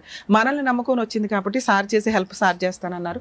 లీగల్ సపోర్ట్ లో అప్పుల వాళ్ళకి మా మొగుడు పేరు మా మొగుడికి భాగము ఇంటి స్థలం ఉంది, భూమి ఎక్కడికి పోలేదు. వాళ్ళు ఏం చేసుకుంటారో చేసుకొని నీ మీదకి రాకుండా చూడమన్నావు. నువ్వు ప్రామిసరీ నోట్లు పెట్టు, నువ్వు ప్రామిసరీ నోట్లు నీ దగ్గర నువ్వు నీ సంతకాలతో ఉన్నాయి. మీ ఆయన ఆస్తి నీ పేరు మీద లేదు, నీ పొలం నీ పేరు మీద లేదు, కానీ ఆయకంలో ఉంది మేడం. వీళ్ళ అమ్మేసి వాళ్ళ డబ్బులు వాళ్ళకి చెల్లి పెట్టేసి మిగతా డబ్బులు తెచ్చి మాకు బాకీ కట్టాలి. 4 ఎకరాలు అమ్ముకోవడానికి అవకాశం ఉందా? ఉంది మేడం. మరి అమ్మేసుకో. ఆమె ఆయకంలో పెట్టున్నామా, ఇవ్వడం లేదు మేడం. నేను అదే మాట్లాడిపించిన పెద్దవాళ్ళతో. బేరం రెడీగా ఉంటే నాతో మాట్లాడిచ్చిపోని, నేను మాట్లాడతా. నిజంగా బేరం ఉంటే అప్పు వాళ్ళు ఇప్పుడు బ్యాంకులో అందరికీ అప్పులు ఉంటాయి నాన్న. బ్యాంకులో ఉన్నప్పుడు అప్పు ఎవరైతే ఉంటుందో బ్యాంకు వాళ్ళు చూసుకొని ఇట్లా ఇచ్చేస్తారు. అలాగే తాకట్లో ఉన్న ప్రాపర్టీని మనం ఎవరికైనా బేరం పెడితే ఇదిగోండి 30 లక్షలు, ఓకే పలానా చోట 15 లక్షలు కట్టాలండి, అగ్రిమెంట్ ఆఫ్ సేల్లో 15 లక్షలు కట్టి రిజిస్ట్రేషన్ అప్పుడు 15 లక్షలు కట్టండి అని ఆ రిమైనింగ్ 15 లక్షలు తెచ్చుకోవాలి మనం. అవును మేడం. తెచ్చుకొని వేరే చోట పోయినా కూడా నాకు 30 లక్షలు నా చేతికి వస్తుంది కదా, బాకీలు కట్టుకొని ఏదో నా పిల్లోడికి చదువుకుంటుందని భంగపడతా ఉంటే అమ్మి మొగుని రమ్మనిస్తానంటాను. అసలు ఆయన సంగతి వదిలే, నువ్వు కేసులు వేసినాక ఆయన రావడం ఆయన మాట్లాడడం అనేది ఉండదు. ఓకే, నీ సంతకాలే నీ సిగ్నేచరే ఇంపార్టెంట్. నీ పేరు మీద ప్రాపర్టీ ఉందంటే అలా కూడా సెటిల్మెంట్ చేయిద్దాం. మీరు మీ అడ్వకేట్తో నాతో మాట్లాడిస్తే నేను ఇది మాట్లాడతాను. సో ఇక్కడ మా స్టేజ్ నుంచి మేము హెల్ప్ చేస్తామని కూడా చెప్తాం. అమ్మాయికి లీగల్ సపోర్టు, సైకలాజికల్ సపోర్టు ఉంటుంది కాబట్టి అక్కడ సెటిల్మెంట్ చేయండి, ఏదైనా తేడా వస్తే మేము వస్తామని చెప్తాం. సరేనా? ఓకే ఓకే జ్యోతి గారు, థ్యాంక్ యూ. జాగ్రత్త. జ్యోతి గారు ఏడుస్తూ ఈ వేదిక మీద అడుగు పెట్టారు. సో చిరునవ్వుతో మీరు ఆవిడని పంపించారు. ఆవిడకి ఏం ప్రాబ్లం ఉన్నా సరే మేము సాల్వ్ చేస్తామని పెద్ద దిక్కుల్లాగా మీరు అన్నందుకు thank you so much doctor గారు. Thank you so much advocate madam. మరో కథతో మళ్ళీ కలుద్దాం.